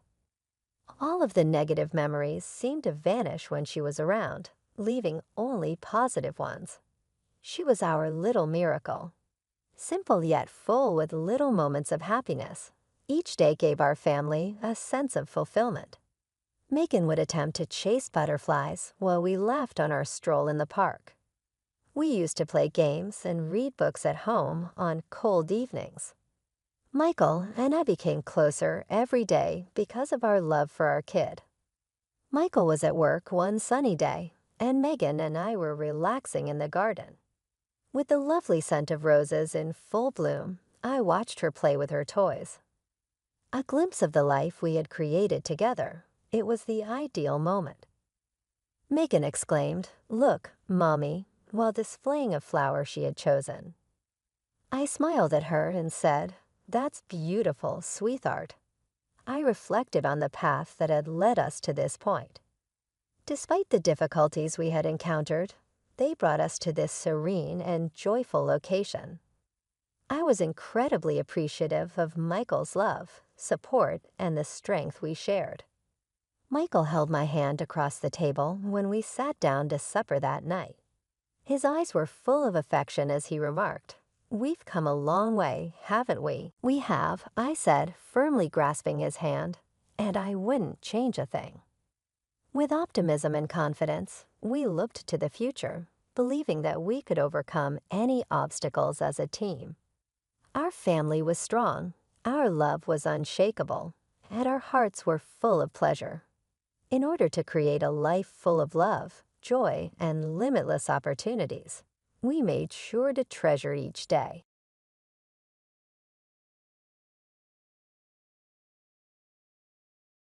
Simply put, it's absurd that someone as uninteresting as you is getting married before me. Even the groom and guests will tell you straight out that you look prettier in that old outfit. Beside my torn bridal gown, I heard my sister's scathing remarks. As her elder sister, I couldn't allow her to continue acting in this way, even if it broke my heart. I was resolved to express my happiness to her and make her feel horrible about her actions. Amy is my name. Scott and I recently filed for marriage after 5 years of dating, and I'm 30 years old. Our wedding is almost approaching. It has been difficult to prepare the wedding invitations, choose the cuisine, and choose the floral arrangements. But I keep going because I see it as a chance to thank everyone who has helped us. My wedding gown is one item on which I have been concentrating particularly.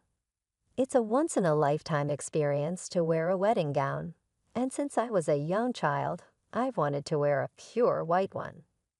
I occasionally question whether I made the proper decision after spending a significant amount of money on it. That outfit has always been your dream, Amy, and I think it fits you the finest. Scott informed me you've been saving for it for a very long time. I'm grateful, Scott. Yes, I will confidently wear the outfit I selected because it's a special day, I said. The dress I chose is stunning. It was designed by a well-known designer and had a ton of tulle and lace. I get thrilled on our wedding day just seeing myself standing next to Scott at the ideal location. It's like a dream realized. However, things haven't always gone as planned in my life. Did you actually get married to Scott, Amy? He'll regret it, don't you think? My sister Lauren smirked. Lauren, that's not something you should say. Even as a joke, I responded. Lauren, who is 3 years younger than me, was relaxing on the couch when I went home. Despite her pretense of humor, she always knew how to say hurtful things. Lauren is being serious, and I know it. Scott is so handsome. He's way too good-looking for someone like you, she said. Lauren, you can't evaluate individuals by their appearance. I answered, marriage is about much more than appearances. Well, that could seem plausible coming from you. Lauren said, I never imagined you would marry before me. Stop it, I shouted. Lauren is quite self-assured and works on her hair and cosmetics regularly to attract guys. She's the kind of person who constantly examines herself in the mirror. She has been making fun of me in public since we were little, saying things like, unlike me, my big sister isn't pretty. She seemed to need to be in charge all the time. However, despite her intense attention on appearance, I never felt inferior to her in other respects. She has never been a kind sister to me, and recently she has been acting even more strangely. Hey, Amy, do you recall Scott's recent visit to meet our family? You mean I was there too? Did Scott mention me? She inquired. I said, what do you mean? You have a really adorable sister. Or something along the lines of, your sister is more beautiful and sophisticated than you, she remarked. I felt irritated. I said, I'm leaving in an attempt to leave our parents' home. Acting all high and mighty just because you managed to get married, Lauren murmured to herself as I was ready to leave. Despite the fact that you're still really ugly. Simply wait and see. Excuse me, did you say something? I responded. She said, just go home already. I didn't think much of it because this attitude wasn't new. Later on, however, things became more odd. Lauren arrived with our parents to see the day Scott and I had our pre-wedding picture session. Oh, so this is the dress you're going to wear on the big day, she said. Lauren, the shoot is about to start. Could you please move aside? I inquired. Lauren continued to roam about, unconcerned with anybody else, while the cathedral where the wedding would be held was being prepared for the solitary picture shoot I had initially booked. All right, I'll move. What's the big deal? Just because you're in a wedding dress, you're acting like you're the star, she said. Well, I kind of am the star today since it's my pre-wedding shoot. We need to move quickly, or it'll be a problem for everyone, I replied. She scoffed. Typical. You try to be liked by being so considerate, but really, you're just plain. And just so you know, that dress doesn't suit you at all, Lauren whispered to me, making sure our parents, Scott, and his mother couldn't hear her. Just as I was about to respond, she walked away. The photo session began, but her cruel words lingered in my mind, making it hard for me to smile naturally. As the pre-wedding shoot went on, my smile felt more and more forced. Are you nervous, Amy? Asked Scott's mother, my future mother-in-law. We had met many times, but she was always gentle and kind. I'm just having a little trouble smiling, I said. Sorry to keep you waiting. It's okay, you look beautiful in that dress. Take your time with the photos. You deserve to be admired for as long as possible, she reassured me. Her kind words helped for a moment, but Lauren soon ruined the mood again. Are you going to make trouble for your in-laws? I feel sorry for them having such an incompetent daughter-in-law. Who would want someone like you? Lauren said with a smirk. Lauren, please stop, I responded, trying to stay calm. At that moment, my future mother-in-law stepped in. She smiled warmly and said, "It's so nice of you to come and support your sister, but this is Amy and my son's special day. Please give them some space." She gently took Lauren by the hand and led her to the corner of the venue. As the shoot continued, Lauren stood there with a sour look on her face, clicking her tongue in frustration, making the atmosphere tense. "Maybe your sister feels like I've stolen you from her," Scott joked, trying to lighten the mood. "I'm so sorry," I apologized, feeling the weight of Lauren's presence even more. It made the day feel exhausting, but eventually the shoot was done, and I started feeling more prepared for the big day. There's no such thing as being too prepared for one of the most important days of your life. As my wedding day approached, I double-checked everything to make sure it was perfect. Scott and I traveled from our new home to the venue, and when we arrived, we went to separate dressing rooms to get ready. Soon, the moment I had been dreaming of for so long would finally come. I would wear the wedding dress I had always imagined and vow eternal love to Scott. A childhood dream was about to become real. I felt a mix of nervousness and pure joy as I approached the door to the bridal dressing room. Just as I was about to open the door, it swung open from the inside. To my surprise, it was Lauren who stepped out, closing her bag with a smug look on her face. "Lauren, what are you doing here?" I asked, confused. "Oops, I mistook it for the bathroom," she said, smirking. "Is this really the bride's dressing room? It's so shabby, but I guess it suits you." With those cruel words, Lauren quickly left. It was strange for her to be here so early, and I couldn't help but feel uneasy about her odd behavior. I walked into the bridal dressing room and was shocked by what I saw.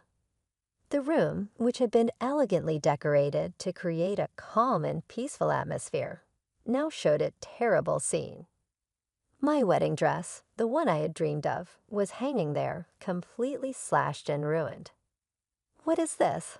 I exclaimed. The dress with its beautiful lace details was supposed to be mine. I stood frozen in front of the destroyed dress, unable to believe what I was seeing. Just then, the makeup and wardrobe staff came into the room. They saw me standing still, staring at the mess, and couldn't hide their shock. I asked them if anyone had been in the room, and they told me that my sister Lauren had asked them to leave, saying she was setting up a surprise for me. Could Lauren have done this? Why would she ruin my dress like this? As much as I didn't want to believe it, everything pointed to her being the one who did it. Her strange behavior ever since I got engaged and the way she had glared at me during the pre-wedding shoot made me even more suspicious. With shaky hands, I pulled out my phone and called Lauren. She answered right away. "What do you want?" Lauren asked. Trying to hold back my tears, I asked her directly, "Lauren, can you tell me what you were doing in my dressing room earlier?" "What? Didn't I tell you I mistook it for the bathroom?" "Have you already forgotten, or are you really that dumb?" She replied. "That's a lie. You ruined my wedding dress, didn't you?" I confronted her, my emotions rising. Lauren laughed. "What? Something wrong with the dress? It's pretty awful that you'd suspect me. Maybe it's just karma for your bad attitude. You sound like you're enjoying this. That just proves you did it. Why did you destroy my dress?" I demanded, my voice filled with anger. "Oh, what a hassle," Lauren said, sounding bored. "Do you have any proof that I did it?" And honestly, isn't it weird that someone as plain as you is getting married before me? You'd probably look better in that torn-up dress anyway. Even the groom and the guests would agree with that. Lauren hung up the phone. I stood there, staring at the dress in front of me. It was beyond repair. The staff who had left the room earlier at Lauren's request kept apologizing over and over. But no matter how many times they said sorry, the dress couldn't be fixed. I kept telling them, it's okay. But inside, I wasn't sure if anything was okay at all. I thought I wouldn't be able to go through with the ceremony. In the middle of all this stress and sadness, there was a gentle knock on the door of the bridal dressing room. "Amy, how's the preparation going?" my mother-in-law asked as she stepped in. She was bringing some refreshments for the staff, but the moment she saw the ruined dress, her face turned serious. "What happened to the dress?" she asked, shocked. I started to explain. "The truth is my sister." My mother-in-law listened quietly and nodded. "I see," she said. "But it's a good thing we prepared a backup dress just in case." "Backup dress? What do you mean?" I asked, confused. "I have a suggestion," she said, her usual calm tone replaced by a more serious expression. She laid out a plan.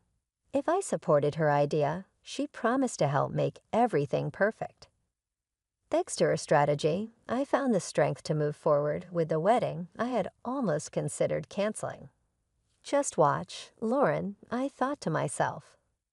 "I'll show you how happy and radiant I can be." Seeing my renewed energy, the staff got even more excited and worked hard to make everything perfect. My emotions were different from how I had felt that morning. I was now ready to face the wedding head-on. The magnificent chapel was set outside, and as the solemn music began to play, the large doors in front of me opened. My father was waiting there, and the aisle stretched out before us, leading to the altar where Scott stood waiting for me as I walked down the aisle with my father. I heard guests gasp in surprise. My father had tears in his eyes, and Scott, who didn't know what had happened with the dress, looked surprised as well. With my veil still on, I stole a glance at Scott's face, then quickly looked at the family seats. There was Lauren, expecting me to show up in a torn or badly prepared dress. Her expression was priceless. Her mouth was wide open in shock, and she couldn't move. I walked past her straight to Scott. After my father gave me away, I took Scott's hand. I noticed Lauren fidgeting with the handkerchief she was holding. We exchanged rings, shared our vows, kissed, and walked out to a shower of flower petals. As we passed Lauren during our exit, I saw her pulling on the handkerchief, which finally tore at her hands. This ceremony wasn't about troubling my sister. It was about sharing our joy. At that moment, I forgot all about Lauren and focused on the happiness of the day. After we finished taking group photos outside the chapel, we were directed to the reception venue. It was good that everything had gone smoothly. In the end, I was really surprised you chose such a beautiful dress, my husband said as we shared a few words before heading back to our dressing rooms. The atmosphere was light and happy as guests started making their way to the reception. Suddenly, I heard Lauren shout loudly, "Wait, why are you wearing such a nice dress?" Lauren pointed at me. "What's with that long veil, the tiara, and even your shiny chest? Why are you standing out so much? You're supposed to be less noticeable than me. You don't have the right to act so confident." Lauren's words were loud and full of frustration, even though she seemed to admire the dress at the same time. The dress I wore was indeed beautiful. It had a long veil made of high-quality lace, a glamorous tiara decorated with Swarovski crystals, and the silk fabric shimmered under the light. The full hem of the dress gave it a royal look, and the chest was delicately adorned with crystals too. It doesn't matter if I'm beautiful or not. Every bride has the right to wear a dress she loves and enjoy her special day. You always look down on me, Lauren, but who do you think you are? I shot back, standing my ground. Lauren scoffed. Everyone knows that beautiful people are above the ugly ones. Ugly people have a lower status. Look at me. I take care of myself, and I'm clearly more beautiful, she said, turning to the guests with a smug smile. The guests, including our parents, were shocked into silence. Seeing their reaction, Lauren took it as agreement and continued, "See, I'm definitely more beautiful, yet I don't even have a boyfriend, and my ugly sister gets married first. I can't accept this." Her anger flared, and she glared at me before suddenly lunging at me. "It's pitiful that someone as ugly as you would wear this. Take it off right now and apologize to the dress," she shouted. "Lauren, stop. This is an important wedding dress. It's borrowed from Scott's mom. It's the dress she wore at her own wedding, so don't touch it." I cried out, trying to stop her. Before Lauren could cause any more trouble, the venue staff and Scott quickly stepped in to hold her back. She struggled at first, but froze when she heard what I said. "Wait, so it's a second-hand dress?" she sneered. "So you were wearing rags after all? Treating something second-hand like it's special. You really are poor. Plus, getting rags from your mother-in-law. You're already being bullied, aren't you? No dreams, no hopes. Serves you right," she said with a cruel smirk. Her words stung, but I stayed calm, knowing that nothing she said could ruin my day. "I will not allow you to call this dress a rag." Scott's mother quietly intervened, stepping forward with a calm smile. "This dress is a haute couture piece, custom made. It originally cost $500,000. $500,000? Lauren exclaimed, shocked. "The price of silk and Swarovski crystals has gone up since then, so it's likely worth even more now," Scott's mother continued. "We've had experts take care of it, so it's in perfect condition." Hearing this, Lauren's face turned pale. The mention of the actual price seemed to shake her deeply. "Why would you give such an expensive dress to my sister?" Lauren stammered. "Because Amy is kind and will make a wonderful bride," Scott's mother said gently. "It brings me great joy to know that my treasured wedding dress is being worn by my dear daughter-in-law. That's not the point. Why was such an amazing dress prepared in the first place?" Lauren pressed, clearly upset. She had probably assumed there was no backup dress when she ruined the original one. Scott's mother smiled slightly at Lauren and said, "Lauren, I noticed how you glared at Amy during the pre-wedding shoot, even after I asked you to give her space. I saw you looking at that dress on your phone and had a feeling you might try something." "I thought you were just an old lady," Lauren muttered under her breath. "Yes, but our family is well off, and we're very sensitive to other people's intentions," Scott's mother replied smoothly. That comment seemed to hit Lauren hard. "Wait, you're wealthy. So Scott is rich too. He's rich and handsome.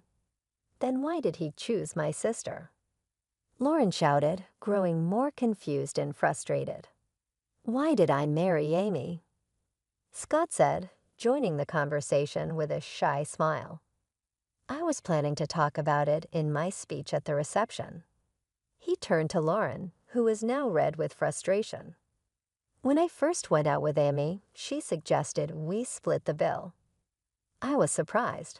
It was the first time anyone had ever suggested that she even wanted to split the cost of our apartment rent and the wedding expenses.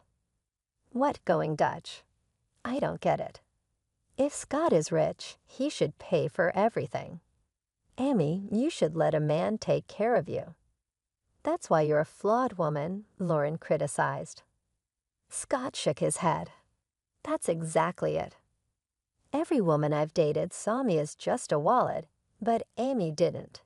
She's truly independent, and I realized I didn't want to be with anyone else but her." He then continued speaking about other reasons why he loved me, standing firm in his words. Lauren clicked her tongue in frustration, clearly unhappy with the answer she had received. I can't listen to this. It's boring, and I'm not interested in a reception where my plain sister is the star. Maybe I should just go home, Lauren said, venting her frustration. Then, as usual, she lost her motivation and relaxed her shoulders. This was typical of her. Either she'd cause a scene until she got what she wanted, or until she got bored. As her sister, I had always tolerated her behavior, but it was clear her personality hadn't improved as she grew older. I realized it was time to teach her a final lesson. Grabbing her arm to stop her as she yawned, I said, "This is a good time to tell you you'll have to pay for the dress you ruined." Lauren gasped and then laughed smugly. "Me ruin the dress? There's no proof. Why don't you save your bedtime stories for when you're asleep?" She shrugged off my hand and chuckled, clearly pleased with herself for ruining my chosen dress. But I stayed calm. It was time to show her what happens when someone tries to destroy another's happiness. Seeing how satisfied she looked, I smiled and said, "Unfortunately for you, everything was recorded on the surveillance cameras. I had them installed in the bridal dressing room. I'm even thinking about filing a criminal complaint for property damage. I hate the idea of having a criminal in the family on my wedding day." Lauren's smile disappeared instantly, replaced by shock and panic. "What? You have cameras? Since when do weddings have that? It's not an option at every wedding." I replied, "I had them installed just for today, and they'll be removed tomorrow." "How can you just install and remove things on your own?" "That's ridiculous," Lauren said, still in disbelief. "This venue is the wedding venue I own," I explained. "What? You're the owner? I thought you were just a plain office worker," she exclaimed, her shock growing. "Plain or not, it's true. I was an office worker until recently," I continued, "but my passion for wedding dresses and weddings grew, and I decided to open my own wedding venue. It wasn't just my savings that made it possible. Scott's mother, who is also an investor, supported me, helping me create a wedding venue for brides. This place, it's the one I manage." Lauren's face twisted with disbelief. "No way. I've never heard anything like this from Mom or Dad. I asked them to keep it a secret from you. I figured you'd think it was ridiculous for someone with my ugly appearance to run a company," I said. As Lauren listened, her expression softened. I could see the struggle in her mind as she tried to process everything I had just revealed. "I have a lot of wealthy relatives," I mentioned. Lauren's eyes lit up. "Oh, then you can introduce me to a rich man, right? Yay," she exclaimed, clearly missing the point. "Lauren, do you really think we can continue as sisters after this? You tore up a dress that was special to me." "I never want to see your face again," I said, my anger simmering. "What? Why are you saying that? It was just a little prank." "I already said I'm sorry, didn't I?" Lauren's apology felt empty, and she acted like it didn't matter. Her careless attitude pushed me over the edge. A little prank? You think ruining something important to me is just a joke? I will never forgive you for this. It's good I have this beautiful dress from Scott's mom, but the one you destroyed was also precious to me. I'm definitely going to ask for compensation." "Compensation? Are you serious? How much does a wedding dress even cost? I don't have any real savings." Lauren panicked.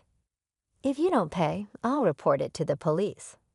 Did you really think you could bully your ugly, plain sister all your life and get away with it? That's no joke, Lauren. Grow up, I said firmly. My words hit her hard, and she collapsed into a chair, powerless. Our parents, who had been quietly watching, started crying. Their tears were different from the joyful ones they shed during the ceremony. Lauren's selfish actions had hurt them deeply, and I realized just how much sadness she had caused them. Amy is truly amazing. She's the kind of entrepreneur I'm proud to support. I'm lucky she wore my wedding dress and that I invested in her business, Scott's mother said warmly. Mom, that's my line. Please don't say that before I do. Scott joked with a smile. Watching Scott and his mom talk so casually, I felt a wave of relief. After sending Lauren home, we returned to the reception, which continued warmly despite the earlier drama. It ended up being the best wedding for me because I was able to strengthen my bond with Scott's family. After the wedding, our parents were furious with Lauren. They apologized to me for being too easy on her for so long and strongly condemned her actions. Our parents kicked Lauren out of the house. She rented a little apartment close to our parents' house since she was unable to shift jobs to pay for the outfit she destroyed. She was unable to avoid the rumors about my wedding since she stayed close to home. Because of our similar ages, word got out fast, and Lauren was the talk of the town. She was so angry that she moved out of state because her former pals would always shun her when she tried to get back in touch with them.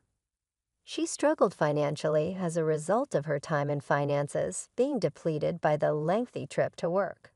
She now leads a tight, constrained life, and all of her bonuses and income are used to purchase the clothing.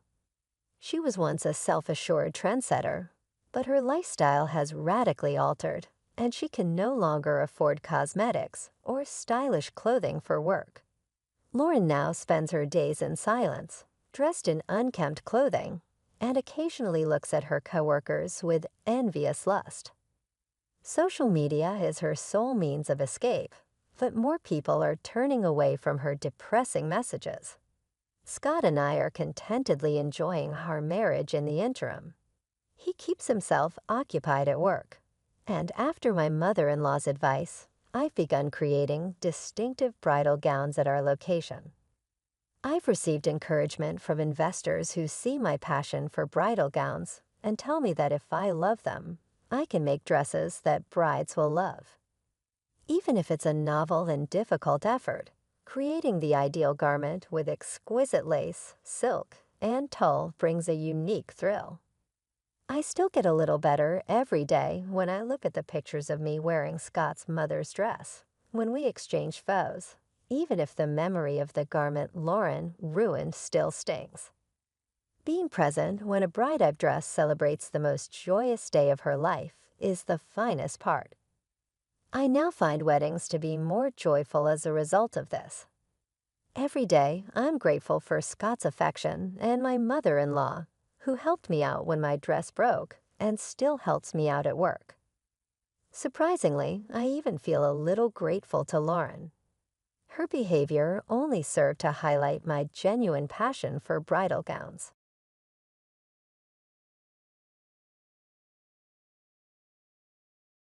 When I met James, my life took a pleasant turn. In the past, I spent my days navigating through a series of corporate crises. But when I entered James's life, I was thrown into a world of real sweetness at his family's candy store, Sweet Sanctuary. Here, love and sweets coexisted harmoniously, and before long, I was running this quaint little shop's finances. As I entered the delightfully fragrant store, James would greet me with a smile that would light up the room. "Good morning, love." His warmth served as a continual reminder of my new, joyous mission, regardless of any underlying stress. I would reply, "Morning," while I sorted through the mail, which was primarily bills, which I had gotten really good at. This month, sales have increased. Trying to keep things positive, I would say, "That new chocolate line is really taking off." James would shrug nonchalantly in response. "Yes, that is all you are doing. I am still the candy in Mom's eyes." He would jest, but underlying his easygoing manner, I could feel a hint of strain. Patricia, his mother, would suddenly enter the store, bursting with joy and encroaching on personal space. "My darling James, you've surpassed yourselves." "The store looks fantastic," she would say, giving him a thump on the back. Then her gaze would turn to mine, and her smile would slightly stiffen. "I see that Karen is still playing shopkeeper." I would sigh quietly while maintaining a courteous tone. "Patricia, good morning." In order to avoid conflict, I would respond, "Yes, playing shopkeeper is keeping us in the black." Patricia would wave her hand dismissively at my remark. "Numbers, numbers."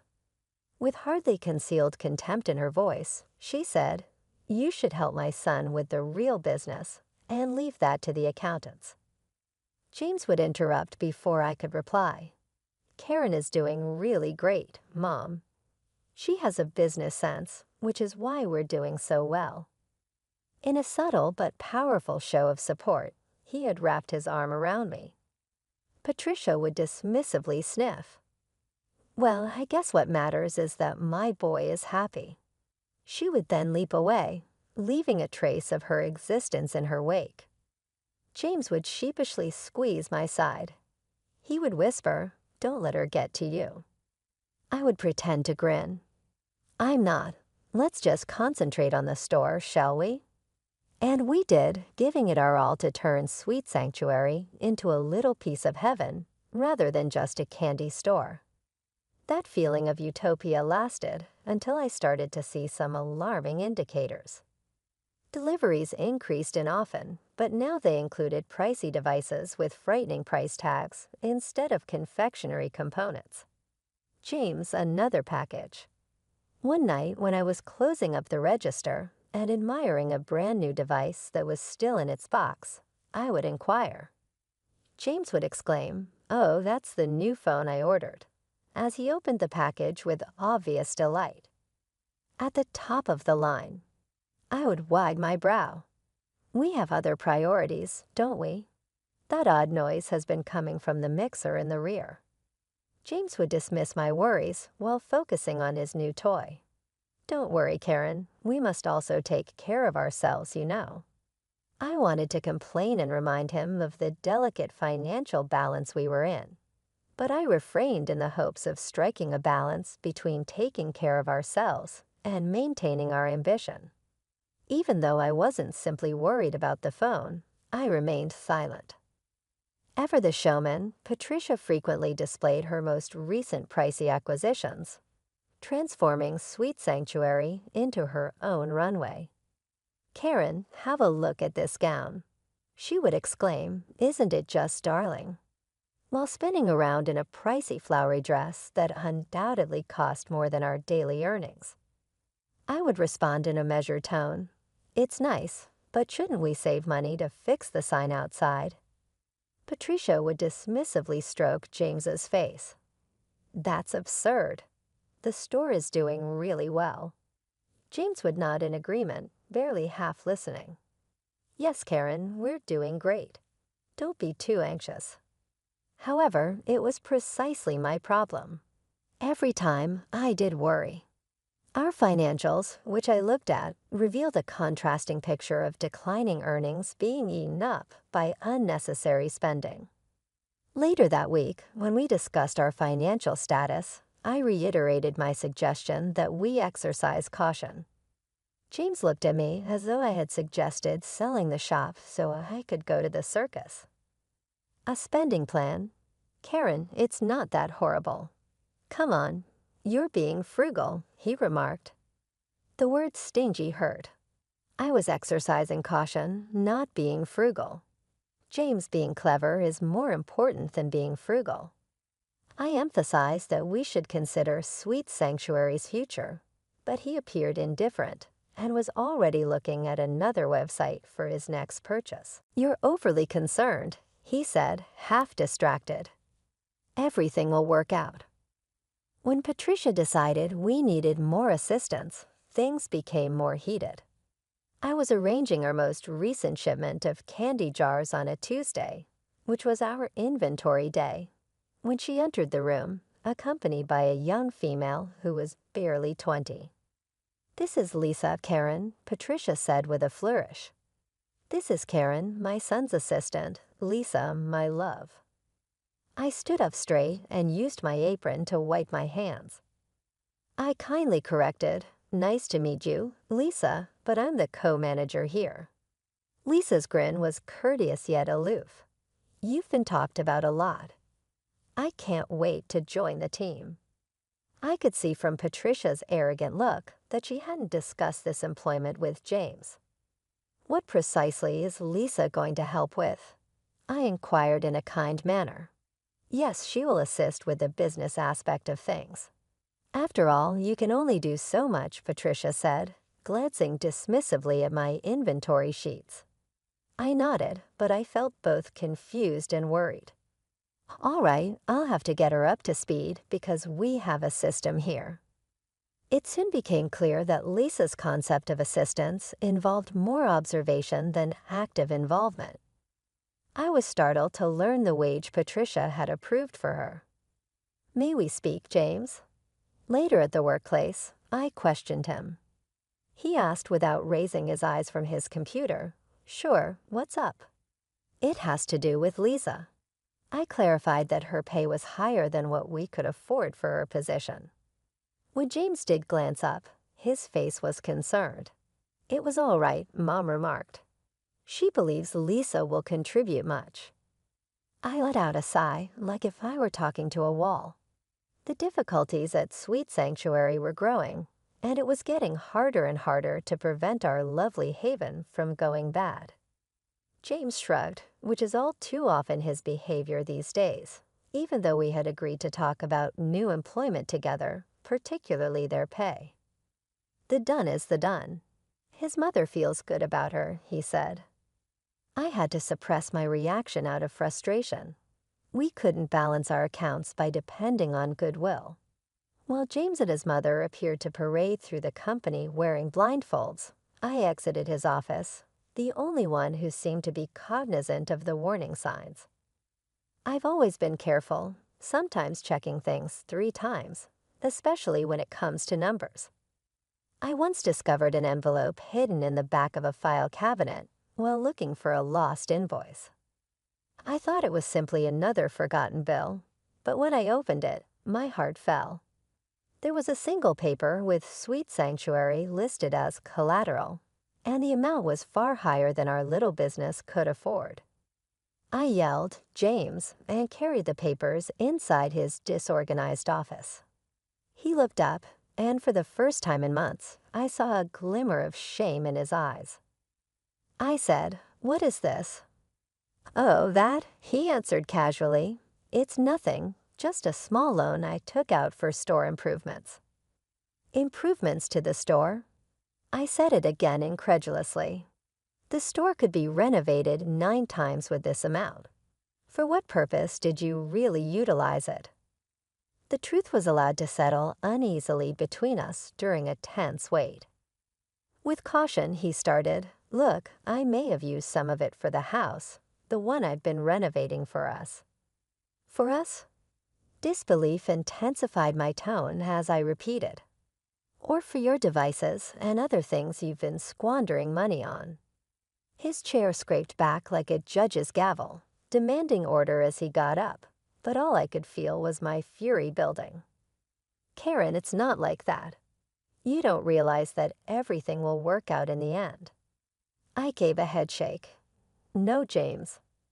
I don't understand why you took out a loan against the shop without notifying me.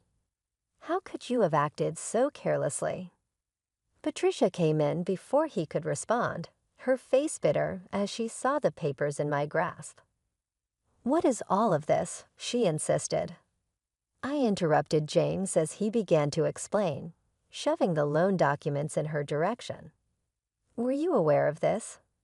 She waved the papers away, hardly even looking at them. "Naturally, I did. James is only doing the essential actions for our future. Who are you to ask him questions? After all, you are only the assistants." Although her remarks hurt, they gave me more resolve. "Just the assistants." I answered in a firm, steady voice.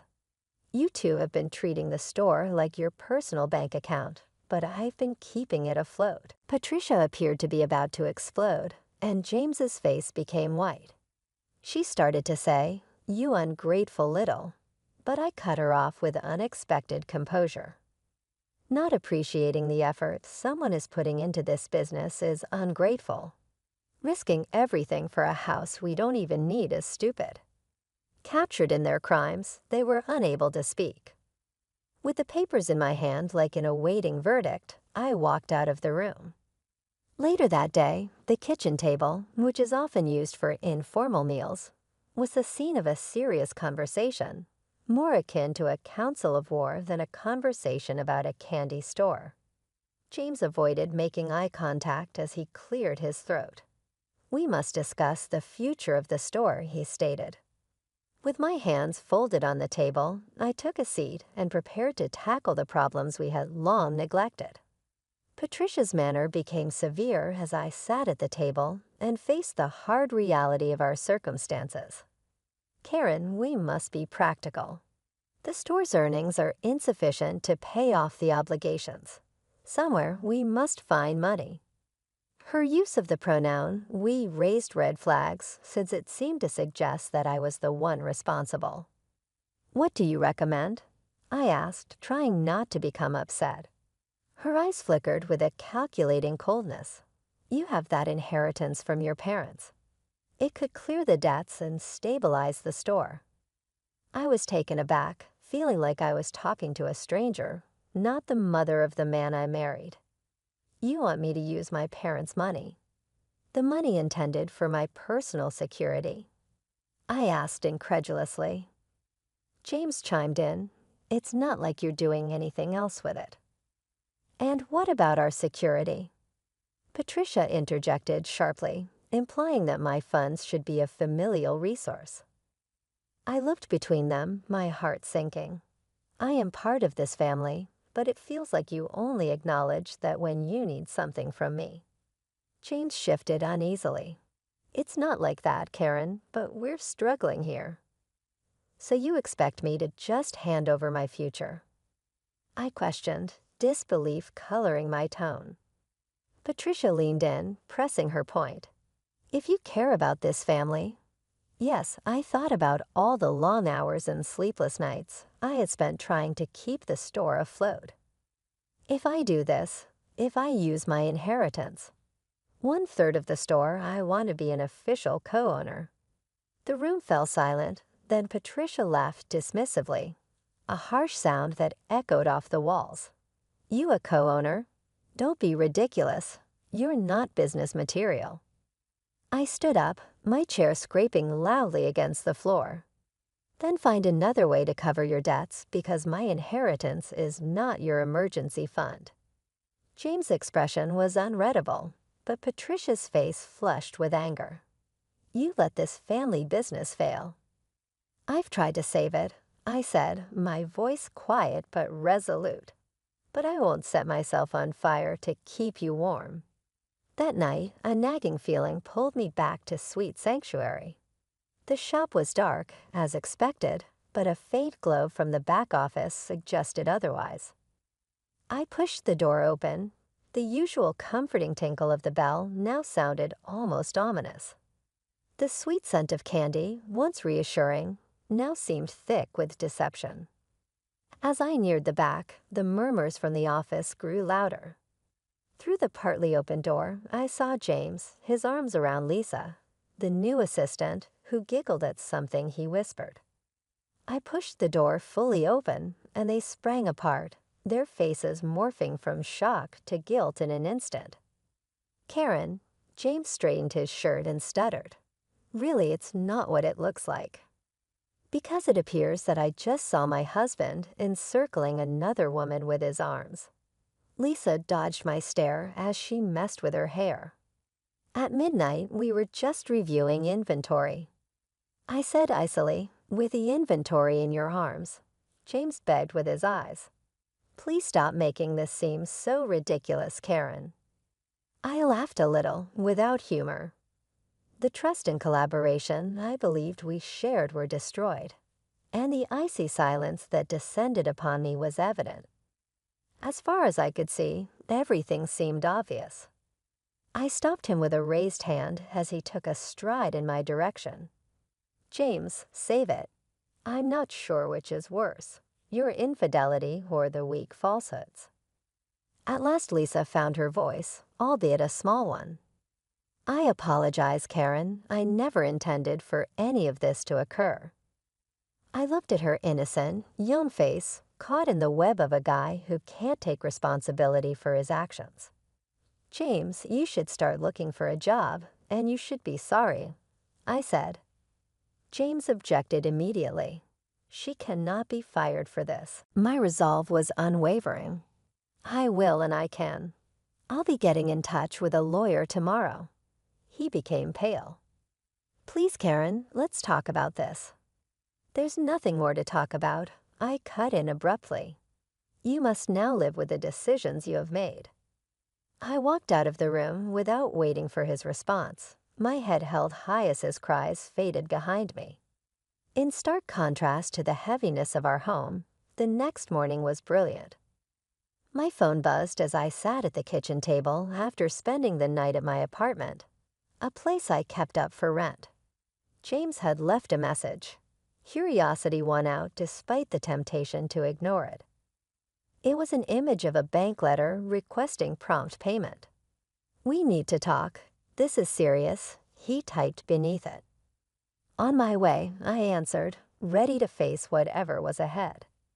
James and Patricia were already at the confectionery, pacing anxiously when I arrived.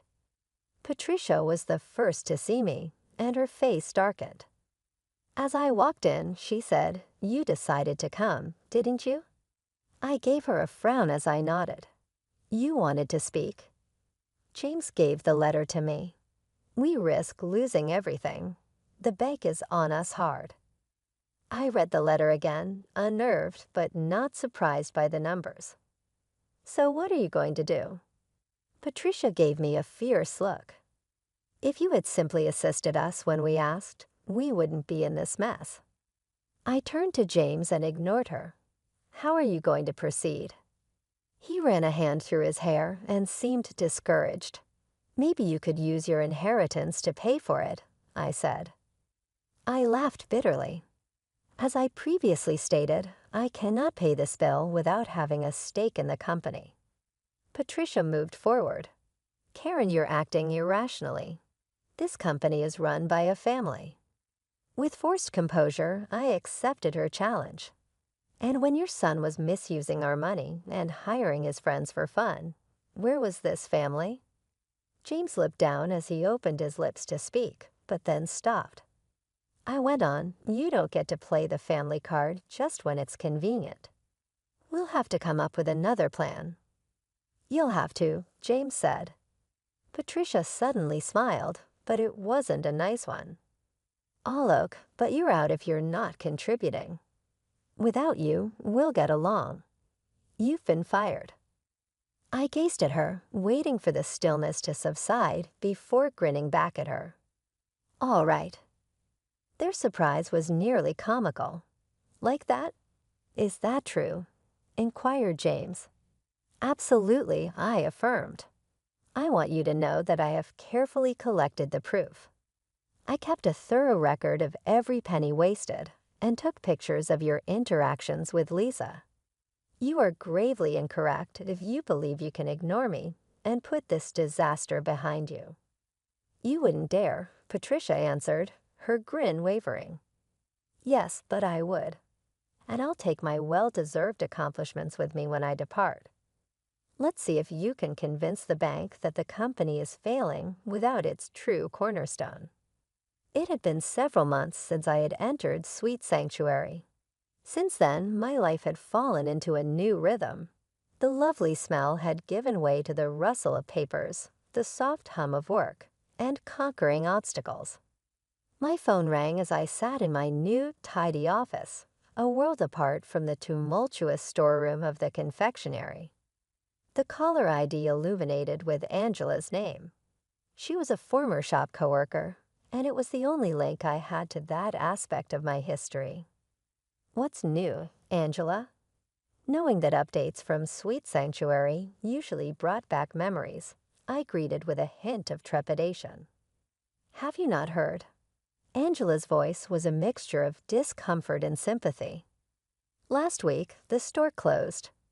It and even their home were foreclosed upon by the bank. I experienced an unexpected wave of relief. How are things going for James and his mom? There was a moment's silence.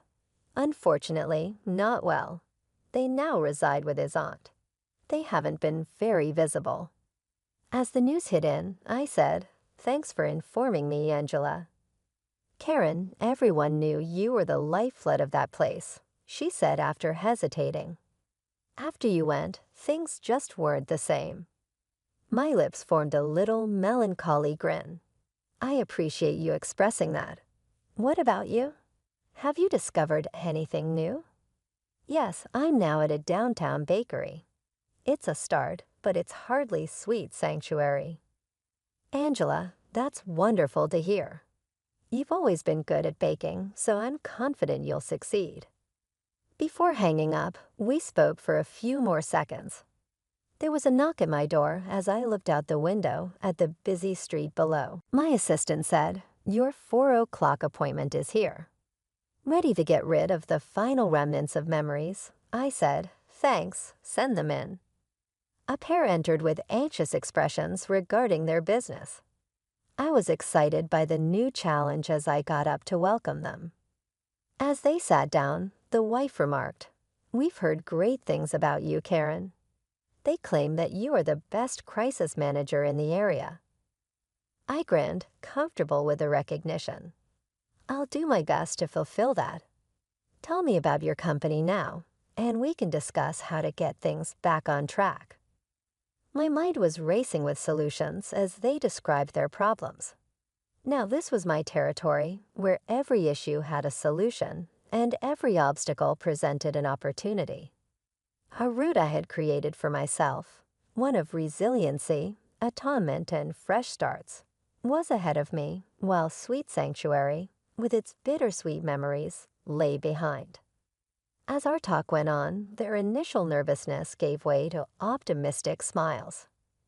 They left with fresh energy, and I returned to my work feeling happier than I had in a long time. At that moment, I understood that the most fulfilling successes frequently followed the most difficult obstacles, and that I had the power to influence the future, one conscious step at a time.